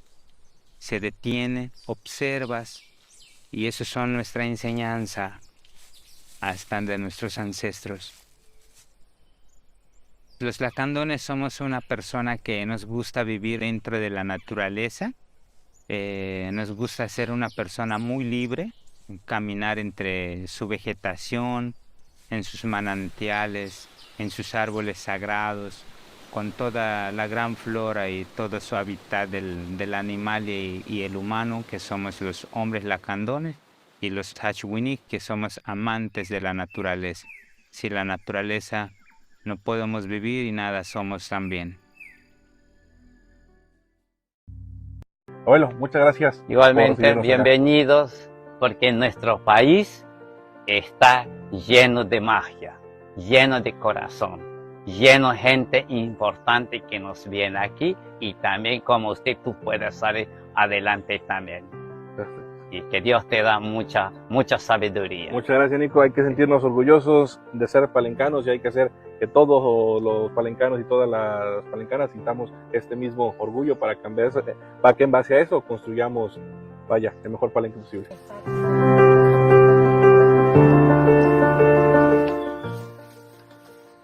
Soy Nicolás López Vázquez, vivo en el ejido Adolfo López Mateo, municipio de Palenque. Estoy muy orgulloso, tranquilo, paciencia, con mucho amor. Soy palencano.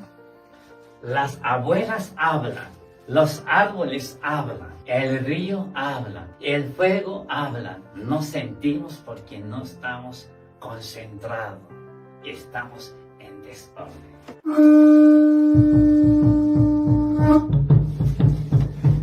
Estamos en tu casa, Nico. Claro, es tu casa también. Donde estamos es donde se sana uno, donde se purifica uno. Eso es como un hospital,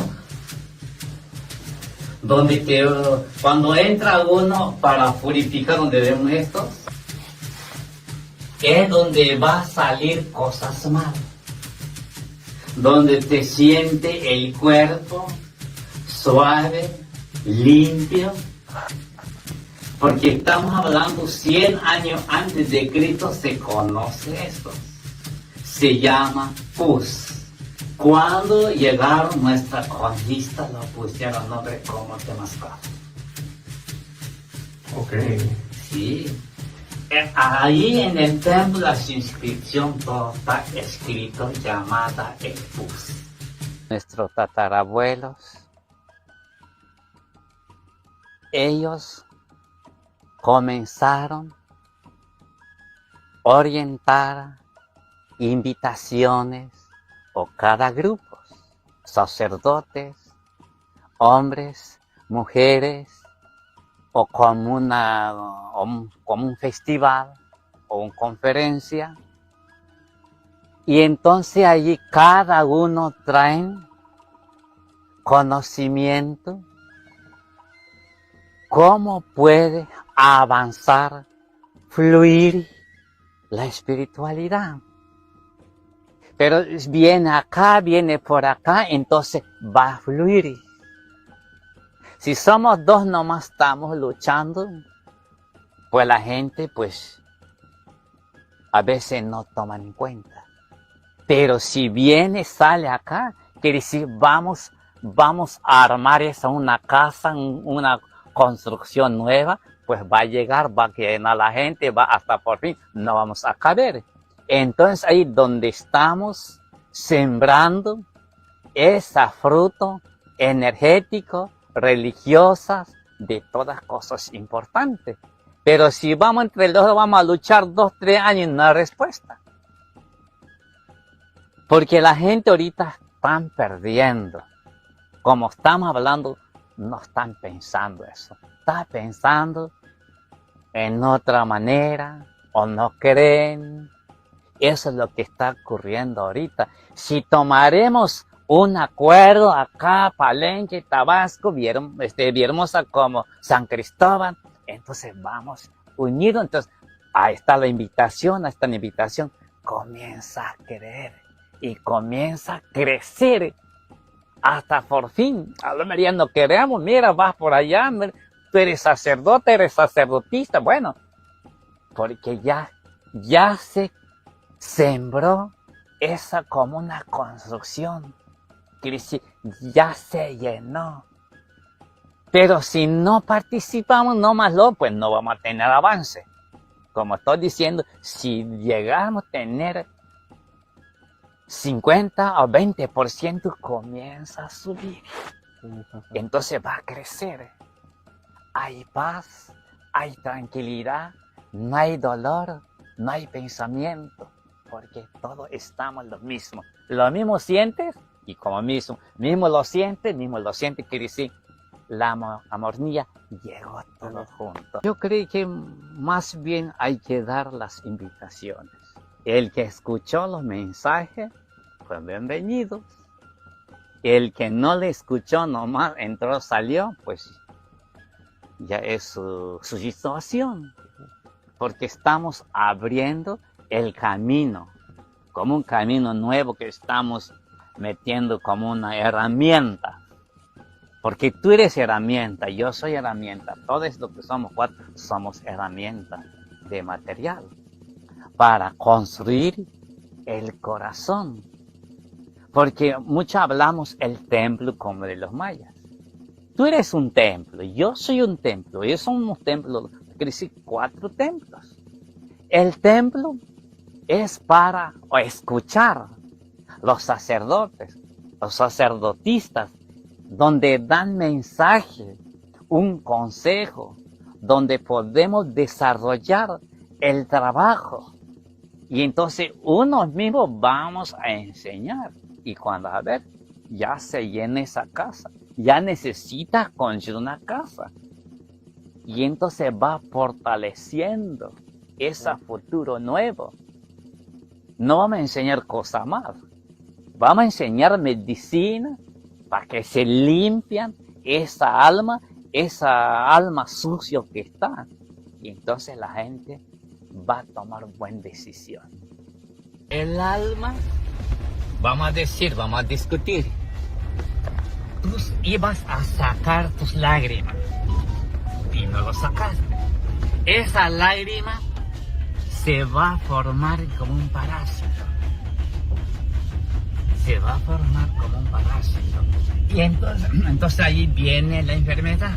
Ahí donde no desarrolla la mentalidad, la espiritualidad, porque tiene algo que está lastimando adentro.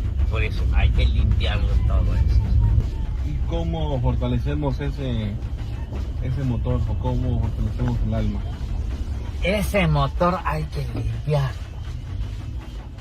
Hay que limpiar para que pueda funcionar. Si no funciona, porque vamos a comparar un coche, si no tiene agua el radiador no puede funcionar bien, cuando ya está quemando. Es lo mismo también, hay que mantener buenos equilibrios, no pensar, no, ay, sí, será que yo puedo, será que no puedo, entonces estás haciendo como negativo. Y entonces hay que pensarlo positivo, quiere decir, esa motor le está dando como mantenimiento. Soy orgulloso como palencano, me vivo aquí y fue yo muy encantado aquí en nuestro Palenque. La historia del pueblo palencano nos muestra que somos parte de... Okay. People are asking, what's up with the Spanish language? Well, we wanted to play this because we did have a little challenge with the translate, and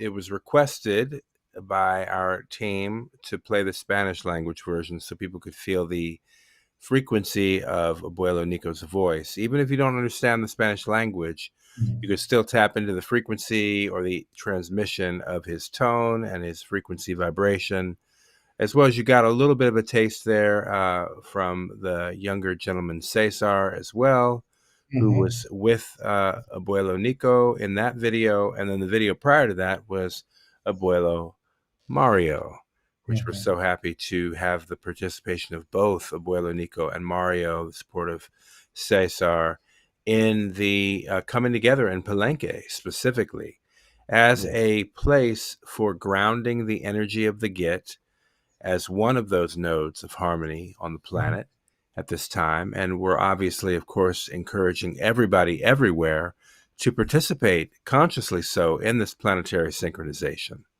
Yeah, and basically just to give it a little synthesis of what Abuelo Nico said to those who couldn't could tap into the vibration, and maybe a few words here and there, but not to the full message.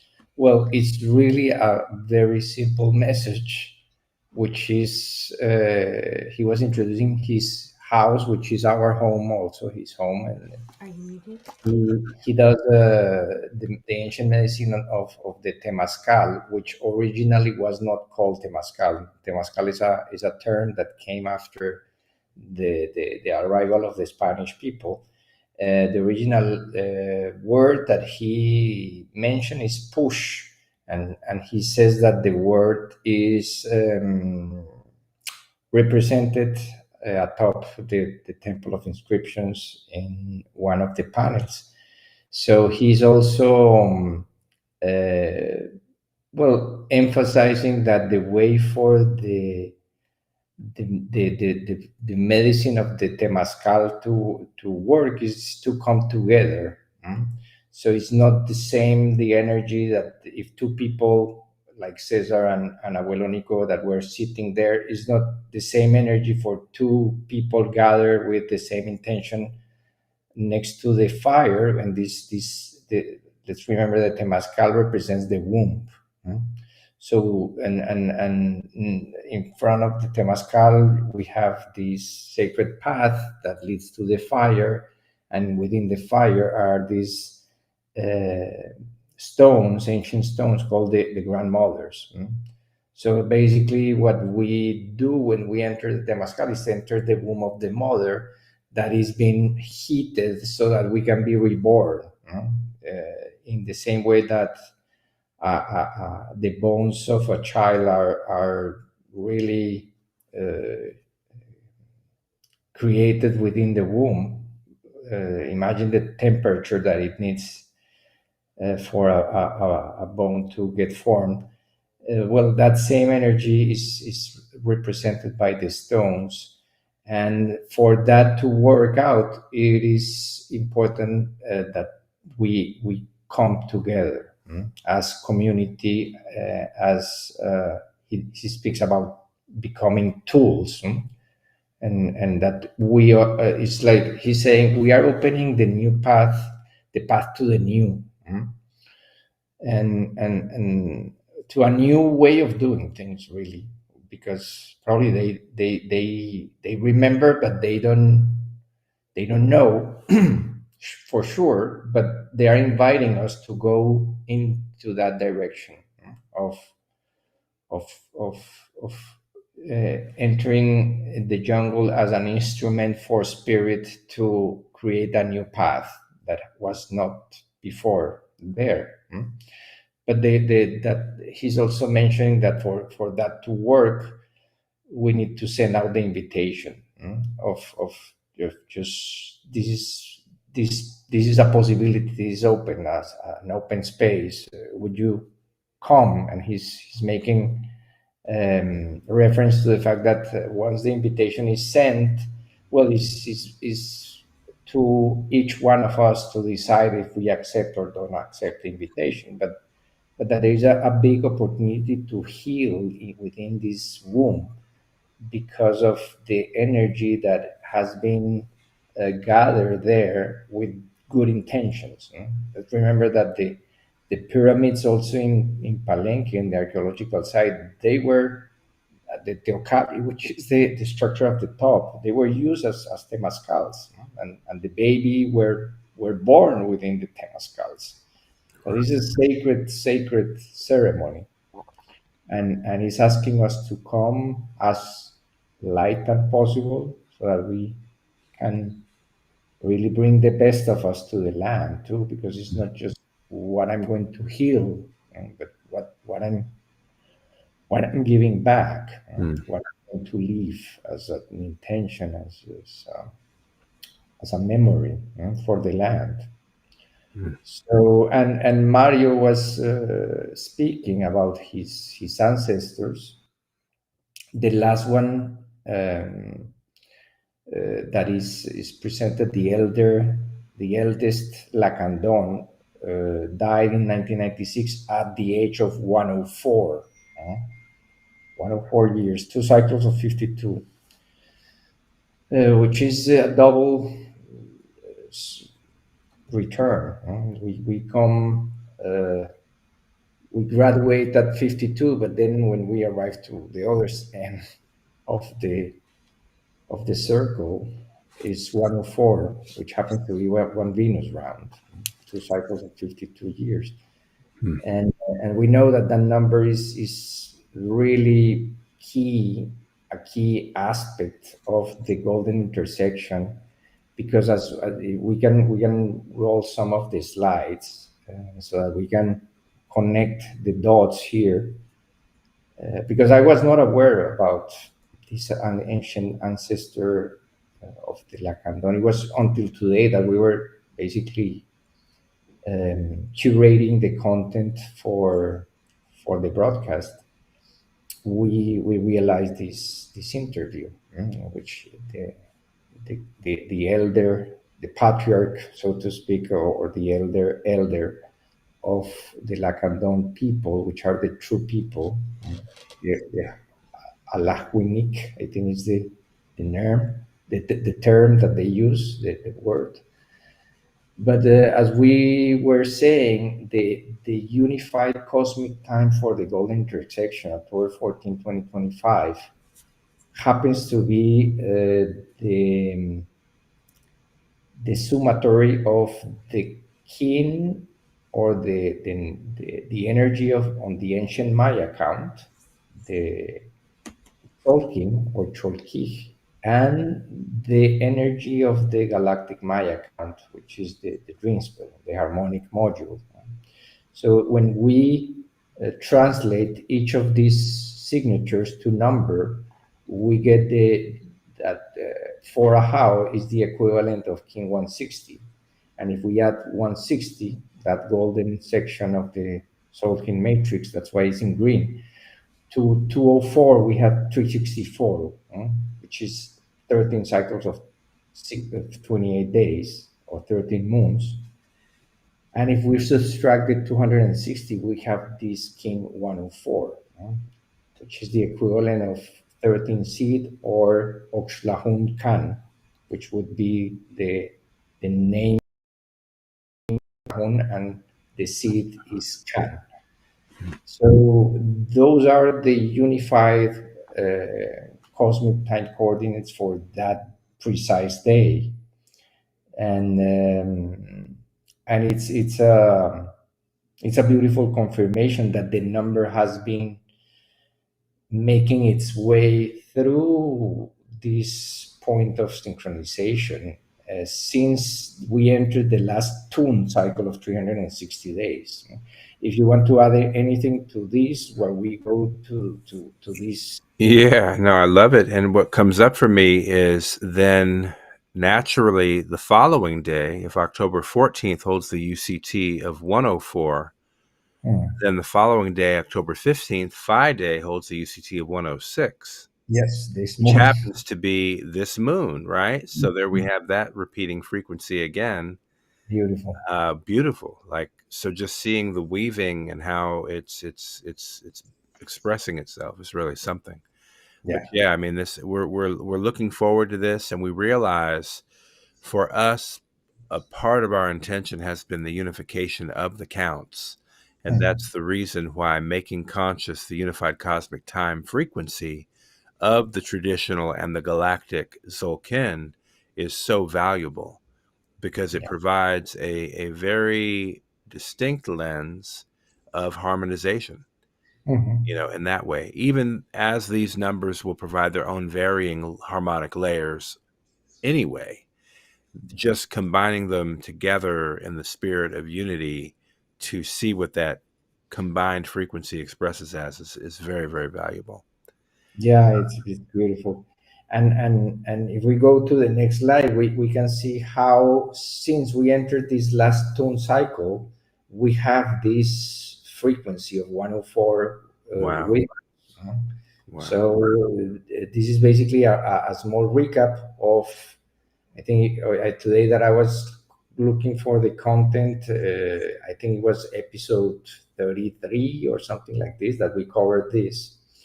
because it is is one of the 7 key synchronizations that we cover on the article. This is actually synchronization number 7 is this unified cosmic time. It's like the crown of the jewel, or the jewel of the crown. Right.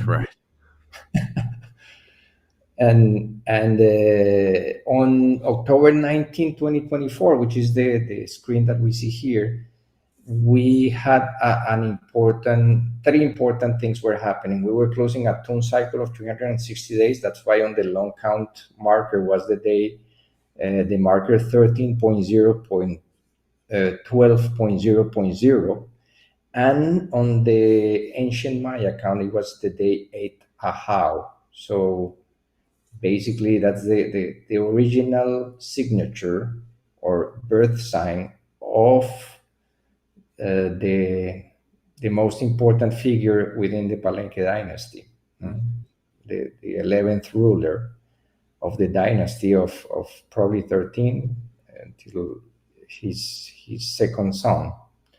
And the energy that means that on that day, October 19, 2024, we completed 12 tunes from December 21st, 2012 on the signature or the birth, in synchronizing with the birth of the king of Palenke. Wow. And this is a little excerpt from that post that is part of the blog. So it is prophetic synchronization in tune with the tune.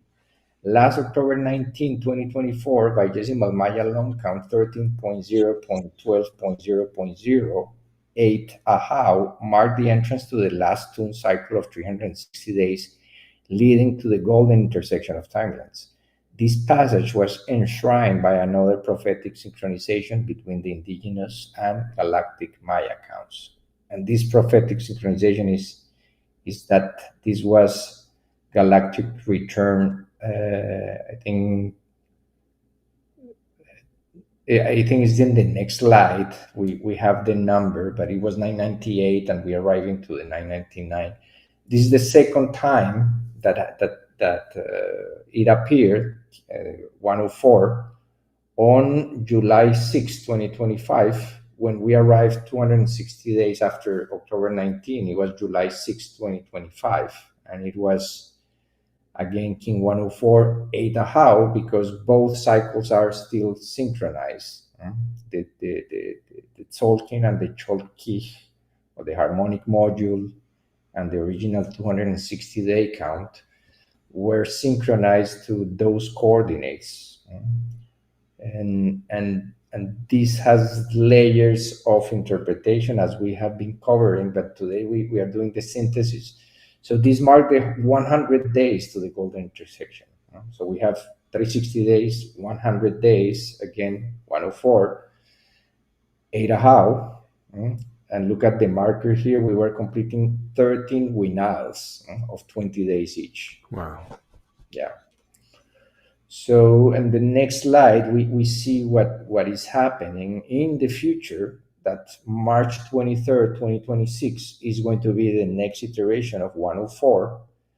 And it would be long count marker 13.0.13.8.0.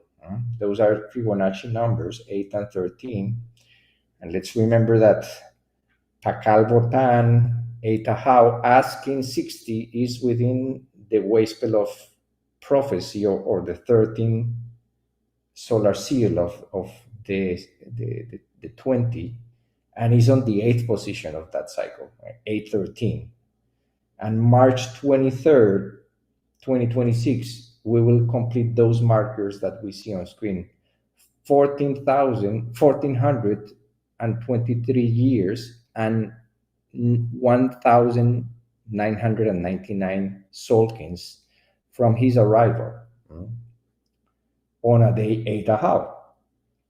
What happens is that since his tomb was also dedicated on a day 8 Ahau, we are also completing 1,872 Tzolk'ins, which is 13 cycles of 144 Solkins each, the fractal of the 13 back tunes, and another holographic fractal of that. And we complete that day that amount of Solkins from the dedication of his tomb on long count marker 9.13.0.0.0. So those are really prophetic figures in many ways, and that come always with new layers of significance, because that day we also have the 15 years from the departure of Jose Arguelles Balun Botan on March 23rd, 2026. So these are my major signs that we are closing stages, holographic stages, and getting ready to enter a whole new hologram, really. Yes, and this is from Cosmic History Chronicles. If you want to read what this number, this fractal of 104, we have covered this in the past, but it's good to just to refresh our memory. But because even us, we can lose the marbles sometimes, just keeping track of all these markers leading to the golden intersection. So the closer we get to the point, the more important is to make this conscious again, so that we don't forget. Exactly. So as it says here, and you can see, firstly, I'll point to the highlighted in green section on the illustration. Notice the count, 104,000 year diameter of the Galactic Maya 108 transmission. Chronocosmic viewing lens, 104,000 year diameter. So the breadth, or that expanse, just gives you a sense of the perspective being held here.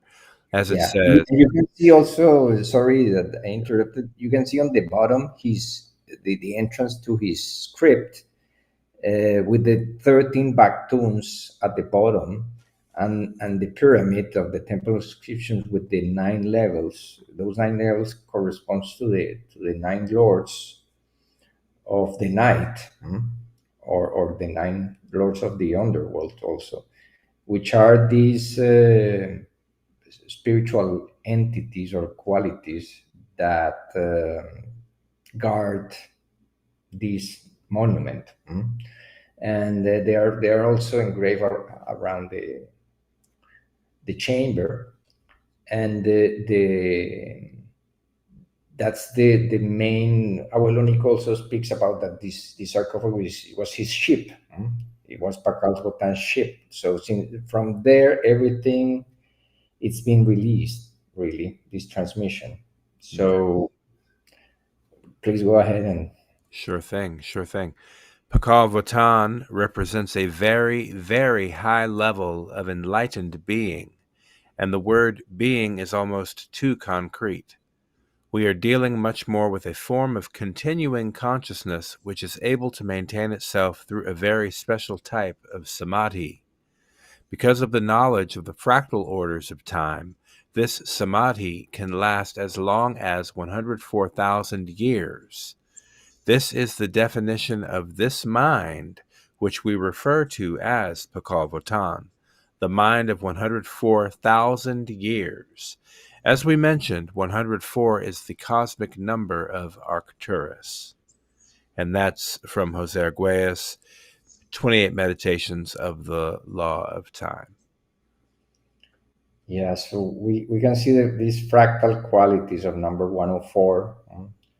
The galactic synchronization also marked the completion of 104,000 ton pulsation, like a wave of Right. 104. So the fact that we are receiving a fractal on the golden intersection of this frequency of 104, it's it's really something, because it is connected to this transmission at a fractal scale that we are speaking here about for 104,000 years of a meditation or a samadhi, or a continuous state of consciousness without losing memory. Wow. So full memory transmission. Exactly. So this is what we are really entering into, and this is why we really wanted to honor first the guardians of the land in the presence of Abuelo Nico and Mario. We are very fortunate to have them being our guides and really teaching us to heal and to really connect at a deeper level with the simplicity of the teachings. We of course, all these numbers and mathematical equations are very impressive, but it's still so important just to not forget that the heart, if all these numbers are not connected to the heart, then it is just disconnected from the origin. And what we are looking forward to do here is just connect ourselves at a deeper level with the land, with the memory that is held in this land, and give back our very, very best. The ideas we mentioned on other episodes is to create some sort of offering during one of the days so that we can offer that to the land, and in a sort of a time capsule that we are still looking for the right container, but that's the intention. So just, this is a good moment to start preparing our hearts to what is coming. Yeah, especially in this wave of the dog and the heart. Oh, the timing could not be better, honestly. Yeah. Everything is supporting this process. You know, I feel everything also reflects that 104 frequency generally, in that everything is always becoming and returning. That's what, we can look at those as macro or micro levels of the behavior of nature, right? Becoming and returning, ever becoming, ever returning. Sort of like water in a way. And when we talk about the land of Palenke, it's also important that we mention the waters in particular, because Lakamha is the traditional name of that space, and it refers to the waters. Maybe you can speak a little bit on that as well. Yes, well, Chiapas is the state of Mexico that holds the most water, and actually yesterday there was a marathon that it was. Today is basically is Independence Day here in Mexico. So since yesterday, there is this marathon through 4 states that represents the 4 elements, in which indigenous people were going to run for their culture and their roots, in Chiapas being the element of water, and what was the one of the marathon. And then I think the second one, maybe Oaxaca, which is the element of wind or water, I don't remember, but each of these other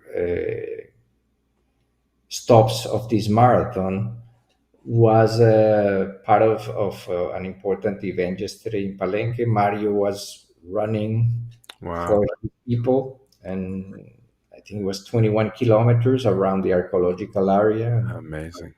Wow. Yeah, so we were in touch during the day, and he finished, but he didn't win. But it is really a way to show how Chiapas is regarded as the source of water. Wow. Mm. Ancestrally. Mm. So beautiful that we are going to have also the opportunities to visit one of the sacred um, springs and waterfalls, and that we are going to do the medicine of the Temazcal with Abuelo Nico, which it is water is involved Yes. in the process, because it's weird as the representation of the birth, the water of birth, Mm-hmm. and it's a purification, of course. So we want to arrive to the golden intersection, going through that ceremony, and that Abuelo Nico is going to lead. That it's inside the archaeological area, his Temazcal. We may do the Temazcal inside his this place, or depending on the amount of people at Villa Mercedes. But just to wrap up this string of synchronizations leading to the golden intersection, the last day out of time, we completed also 102 Solkins, which happens to be, I think, 26,520 days, 2652, Wow. since the opening of the sarcophagus on November 27, 1952. So the fact that also the entrance to the year of the golden intersection was guarded by this event,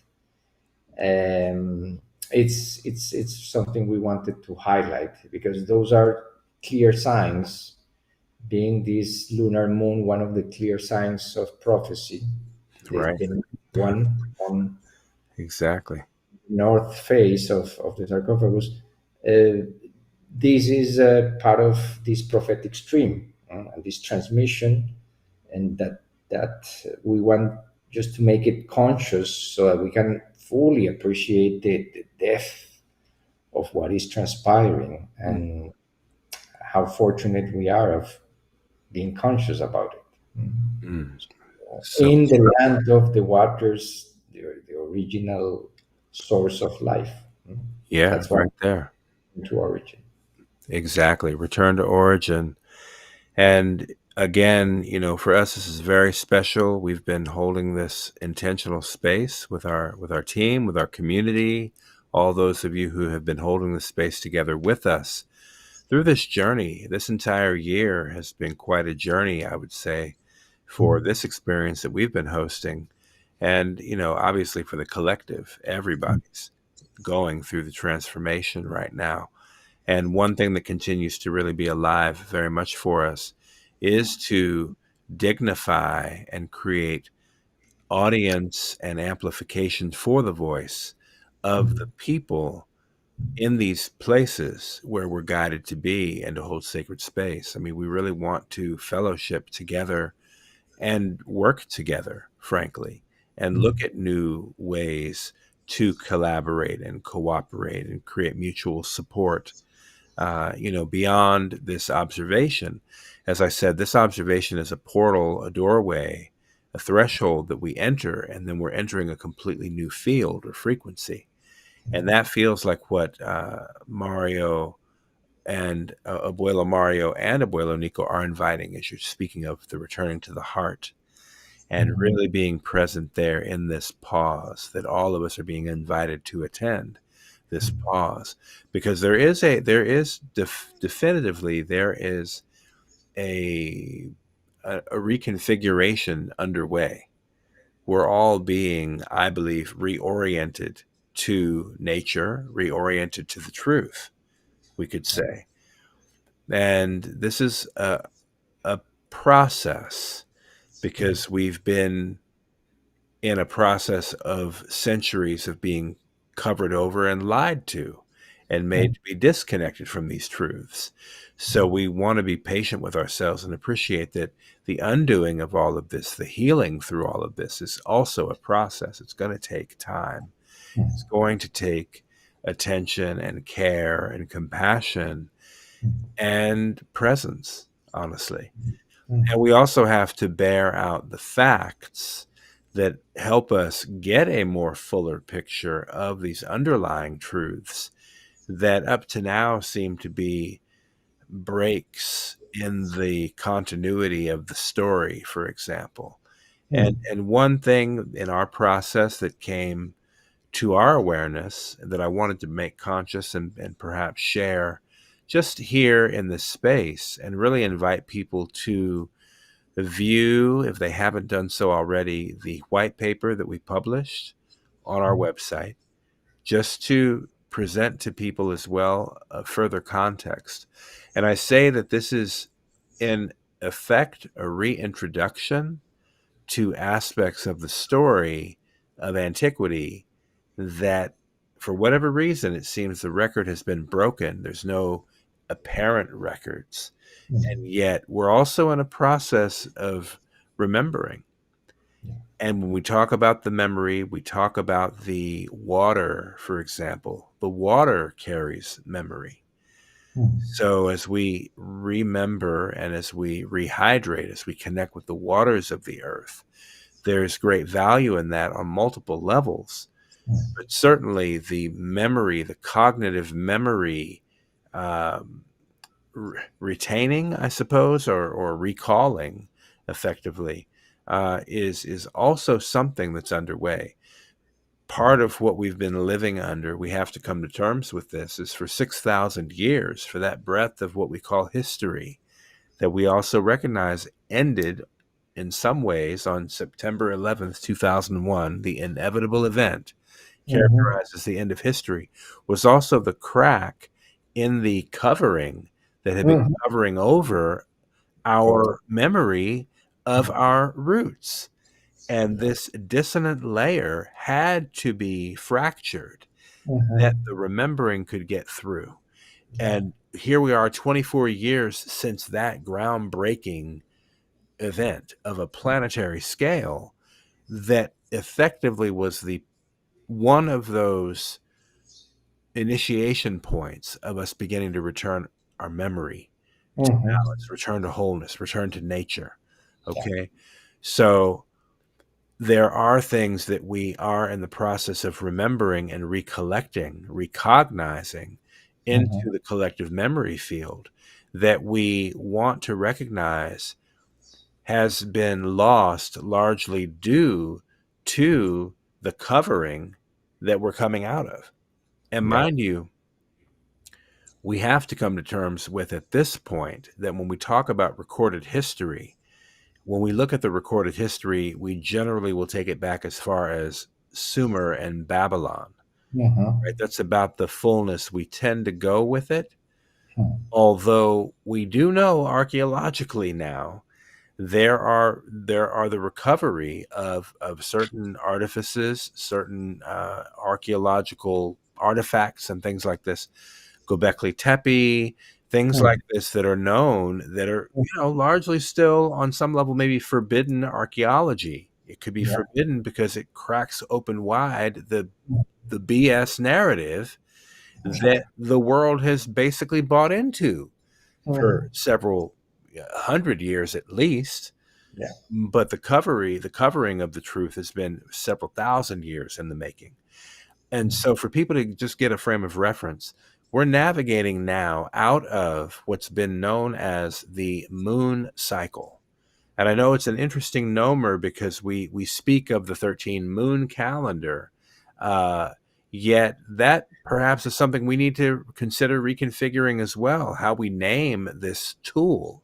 Because in fact, the moon, by some accounts, has arguably been used to control or stabilize the waters on the planet. Now, that also biologically happens to relate to the female species of our human species, right? So, I've had these contemplations lately of, well, is there a potential that in the sordid history of our planet, that according to some accounts, if you go back far enough, those accounts might suggest the planet used to be twice its current size. So what does that mean then in relationship to the planet we're currently inhabiting, to know that at some point previously, according to the ancient ones, it was twice its size? Well, that means that at some point something really drastic happened that ancestors of ours may have happened to record in various ways, cataclysms and the like. You know, I want to point to this. It's interesting that we've now got a relationship through you and other relatives with Abuelo Nico. And he happens to also be featured on the Graham Hancock series on Netflix, the Apocalypse. What's it called again? Ancient Apocalypse. Right, I think that's the name of it. And so he's actually featured in the last episode in that series. I think episode 6, where he's featured, as well as another researcher archaeologist from Palenke, and they're both featured. Abuelo Nico as a ceremonial elder in that Graham Hancock special, and it's just, I just point to the synchronicity of us being with Abuelo Nico of all people during this golden intersection of timelines, in, of all places, Palenke, which was featured by Graham Hancock as the preeminent place, according to the retelling that he's identifying according to Ancient Apocalypse. And again, he's also the same guy putting a spotlight on Göbekli Tepe in the same series. So just to point to the reality in our cognitive restructuring, that we have to jog our memory. We've been suffering under duress of amnesia for a long, long time. And then on top of that amnesia, it's further fortified by conditioning, by literal conditioning, by psychological conditioning. This is the mind control. We could even go as far as to say that people generally are spellbound, and on some level, due to the conditioning, like we're stymied. We're not organically oriented any longer. We've adjusted, and we do and will adjust, obviously, though adjustments to things that cause you duress, like adjustment to war, for example, and just accepting war as a natural factor, that is an adjustment that doesn't seem to make much sense. You become so disconnected. And I think that's a big part of the consciousness in regaining our memory and restoring and being part of the return to origin among indigenous peoples. That's on the rise, if you're paying attention. This is on the rise on a planetary scale. And so what does that mean for us as a community, as people at this time? It means a choice. It means a literal choice point in where we're going to choose to stand, frankly, at this most pivotal time. And that's why we're just, again, continuing to encourage people to get into the heart, stand in your heart, stay in your light, get into the earth, get into the land, get to reconnect in natural spaces and inhabit that in a new way. And also reconfigure by changing your calendar, like literally change your mind by changing your calendar into a harmonic frequency that is naturally coded. 1320, 1328. These are natural frequencies in our physiology, in our biology, in our planetary system. So all of this is to say that we're in that time, and we need, in this process, we need to remember. And among these things, and by wanting to make this conscious, I wanted to put this on screen and share, as I was mentioning, from our white paper, which we published. I don't even quite remember. I guess I could look here and find the date. It's publishing. We can look here and see that it was published actually on April 27th, 2025. And I wanted to point to this here as we're talking about the ancestors and honoring time and sacred time, as it were. And I invite you as well to go download the copy for yourself to read. But I felt it imperative to share this as well, because again, it's part of our process of breaking free from the zero-sum game and shifting the balance. And in this organic process of holding ceremony together, we came to relate and be introduced by way of Wanik to King Etznab Shaquan El Rey, the founder and trustee of something known as the Indigenous Water Bank.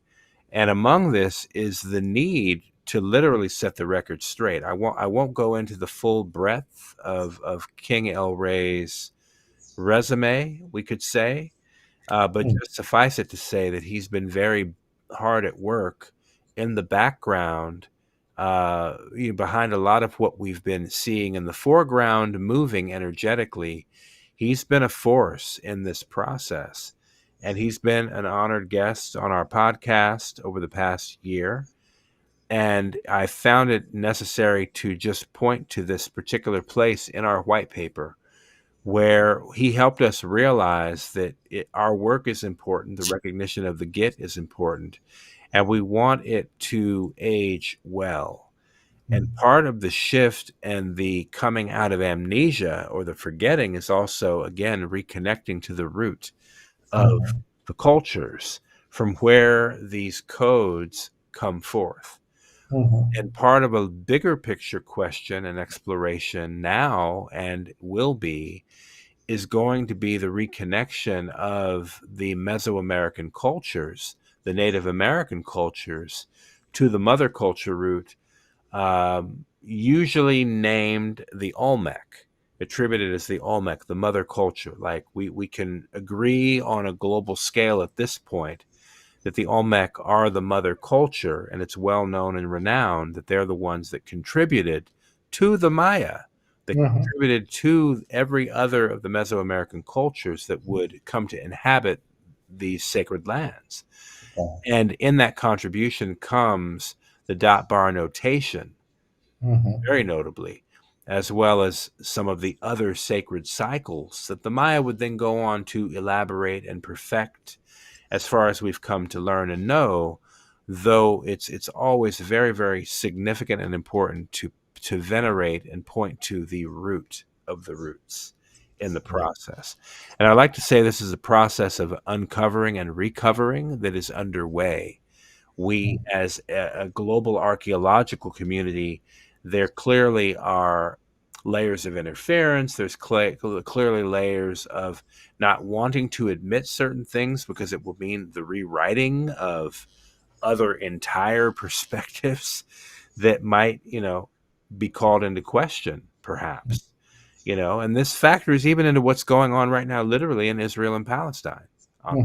This factors into those layers of human memory and all of this.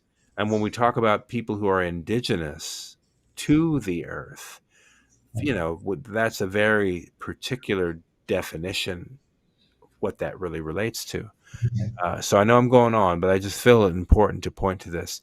I want to encourage people to go and read the white paper. But then I'll read through this very briefly. I think it's worth stating and just putting on the record. Honoring the progenitors of sacred time in the spirit of integrity, living scholarship, and ancestral remembrance, we offer this preface, I prefer that, to acknowledge an important recalibration of the historical and cultural foundations presented in this work in our white paper on the Git. Recent archaeological discoveries, indigenous knowledge transmissions, and peer-reviewed academic research affirm that the sacred science is traditionally associated usually solely with the Maya civilization, including calendrical systems, astronomical alignments, and cosmological models, and I'll also say prophecies to some degree, find their earliest documented origins in the civilization of the Olmec, the Shi clan dynasty.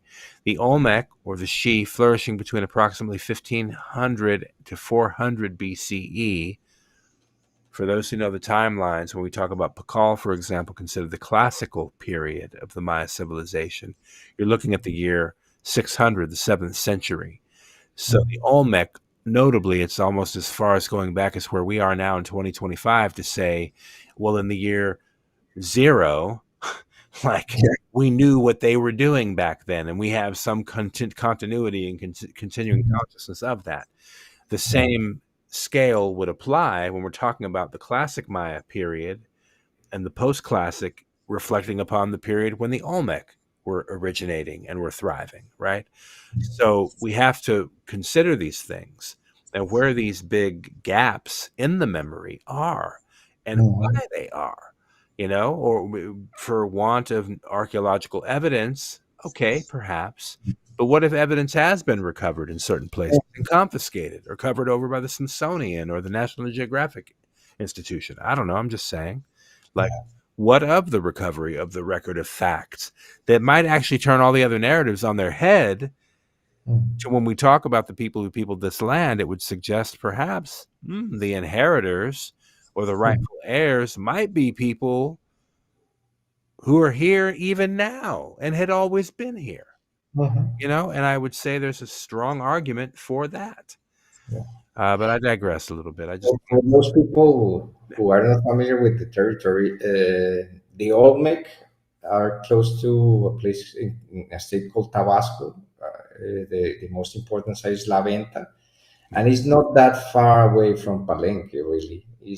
No, it's one of the closer locations to Palenque. When you do fly to Palenque, you go to La Venta as one example. So in that interview with Abuelo Nico, there is a point that he speaks about Pacal and the Olmec. Just we're talking about ancient history now. They're getting into that ancient lore and the cosmology. Exactly. Yeah. No doubt. I would love to hear the translation, obviously, of that. And I need to go back and we can create a translation for ourselves. This is also important that he comes from working with the National Institute of Archaeology and History. So a lot of the narratives that he knows, it is based on having been a guide there, an archaeological guide in Palenque for many years. Yes. And he was speaking in the video about one of the possibilities being the people coming through the Strait of Bering and landing there. Yes. But of course, time will tell which one of these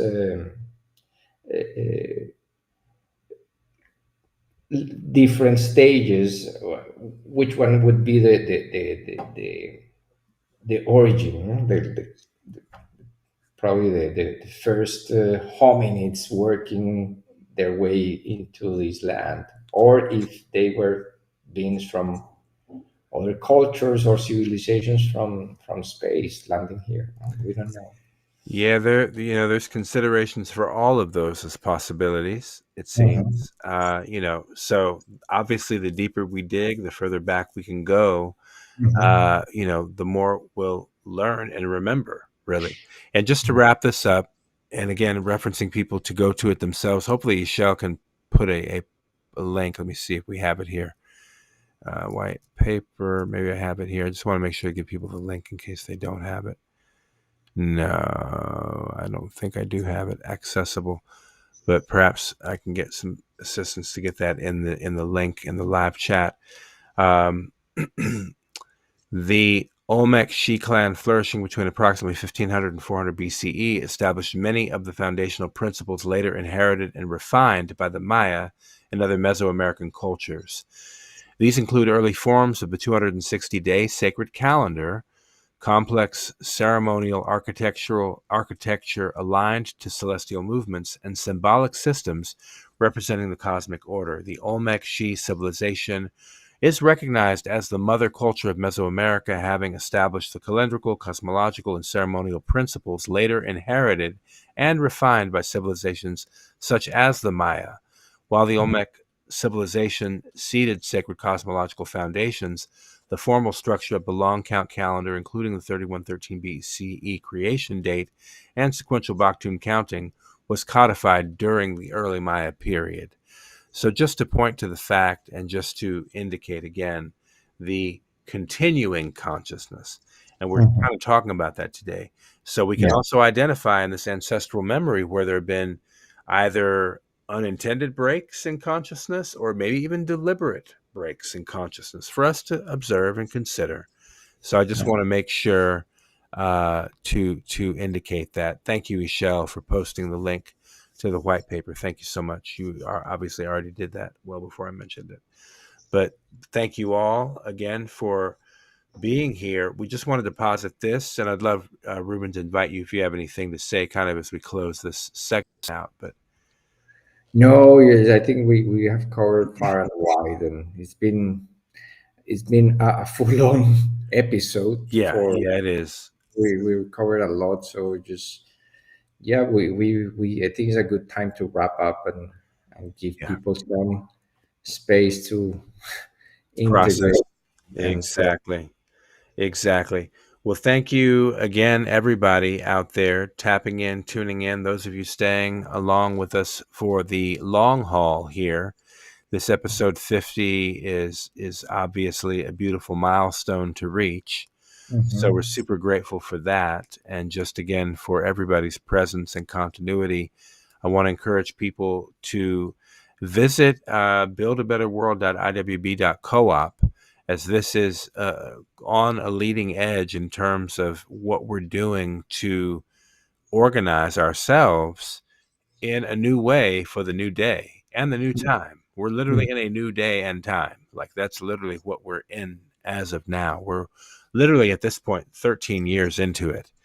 So it was already established, and now we're just getting more and more synchronized with it. So thank you for everybody around the world tuning in. We got people from the land of Australia. Blessings to you in the future there in Australia. Give thanks for tapping in, Alex, and every other kin in the chat. We give thanks for you. Thanks so much to our 260 pod team. We do have, we're going to shift into what's next. I'm getting my cues from our producer in the chat here.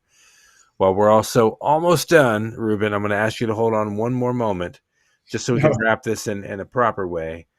Of course. And thank you all again for staying the course with us. All right.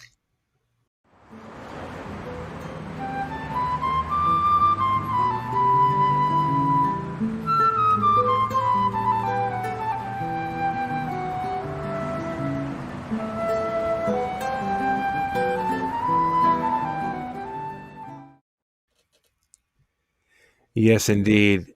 Of course, what's next? Here we are at this point, literally 29 days. At this point, really, we're leaning into 28 days. We're 28 days. We may as well say 28 days to the get at this point.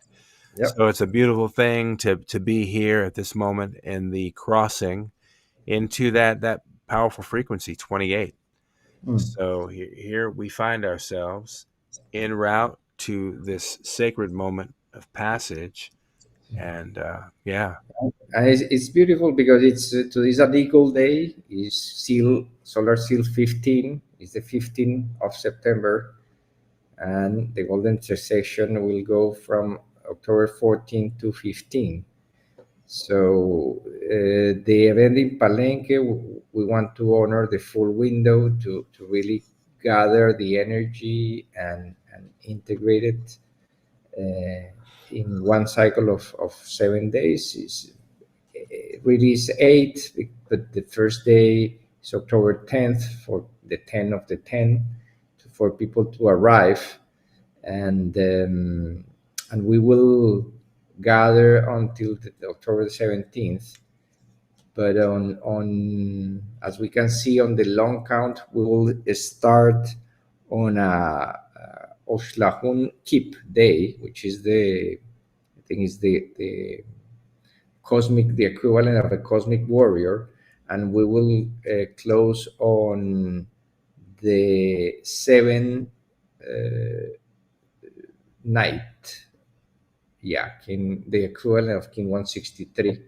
And on the new Sirius count, we will start the event on Kin 200 for people to arrive on yellow overtone sun, and we will live on blue crystal hand, which is the completion of 18 Solkins from December 21st, 2012 on the Galactic Maya count. This is adding the leap days or the 00 Hunapkus. This is why the golden intersection is on kin for Ahau, which happens to be December 21st, 2012. But the corresponding kin on the Galactic Maya count is kin 204 instead of kin 207. This is because of the leap years that we have in between 2012 and 2025. So the two counts have been becoming one day closer, really, and we want to invite everyone. Today is actually the last day for reserving your space in Villa Mercedes, but we may extend that a week or so. You want to continue because I need water. Okay, sure thing. And yeah, as you're saying, I mean, we have a day. We have this 15th, or rather, actually, that's today. Never mind. There is no. The extension for that is one more week, thereabout, and there is still limited room left. But we invite people still thinking about participating in Palenke with us to go ahead and get their booking with Hotel Via Mercedes, or if you're in the area, also you are welcome to participate and be at a local other venue and join us at Hotel Via Mercedes for the activities throughout. And of course, you can get the itinerary in full if you join the WhatsApp chat group. You can see that on the screen here. You can get the full itinerary. So you can plan for wherever you're going to maybe physically stay, if not at Hotel Via Mercedes, but some of the other locations near the archaeological zone right there. And then make a plan, maybe yourself and others traveling with you or people you may meet there, in fact, can come together and join us for the multiple opportunities we'll have to meet together throughout those 8 days, as you mentioned. 7 nights, 8 days in Palenke. Very, very, very special. Certainly it promises to be. And also very organic. And again, here, the whole point is to really root and connect with the earth. Get into your heart, get into nature. And so regardless of wherever you are on the planet, we're also inviting people to tap in with us in the unified field energetically. Be aware of this and be conscious as the shift is happening, because this is a phenomenal window. Pope, that's right. Open the portals. Exactly. So these portals are opening. This is a massive opening right here. And it's going to be something we're extending into through December 21st, and then even beyond 13 years of galactic sync. So we're riding this cascading wave, essentially, that's really opening up at this golden intersection of timelines. That's how it's really beginning to show me what we have potentially in store in relationship to what's also being called of us, or what's pulling us from the future. That's how it really, really feels. So yeah, we give thanks, and just do whatever you can to tap in and stay connected with us. Certainly follow us on socials. If you haven't already, please like and subscribe to the YouTube channel. It really helps the algorithm with other people finding us. And we've been seeing some beautiful growth on our YouTube channel as well, so that's great. And also, we do encourage you, if you haven't done so already, please sign the petition, share the petition, just so we can get the numbers up. So we really do appreciate that support and making that conscious. Like this video, absolutely.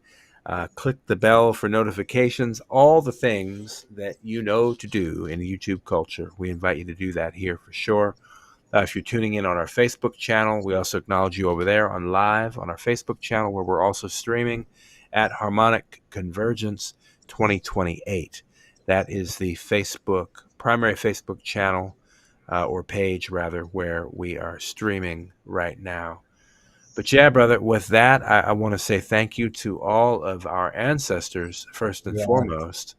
Again, for everybody in the chat, Thank you for being here, hanging in here with us the entire episode. We know these can go quite long, but we certainly just give thanks for the opportunity to spend this valuable time and space together. Yes, we do. Yes, we do. And I know for some of you, it's getting quite late out there. So we're going to, with gratitude and love, we're going to go ahead and wrap this up as we, proceed to move on into the night and into another day as we keep on making our migration through this current wave spell of the dog, and enjoy your resonant warrior energy tomorrow for all those out there in the field and frequency, or those of you in the future who are already well into that energy today. We navigate that, and we'll tap in with y'all real soon. Thank you for helping us get the word out there about this golden intersection of timelines. Just, ping people, share it with them. Just let them know about it so they can at least have it somewhere in their field of awareness and therefore contribute to it, but also benefit by it. Okay? Yes. So we give great thanks for all of you. And Lakesh. One love. All right. All right. Tune in with the Galactic Spin Podcast and expand your view.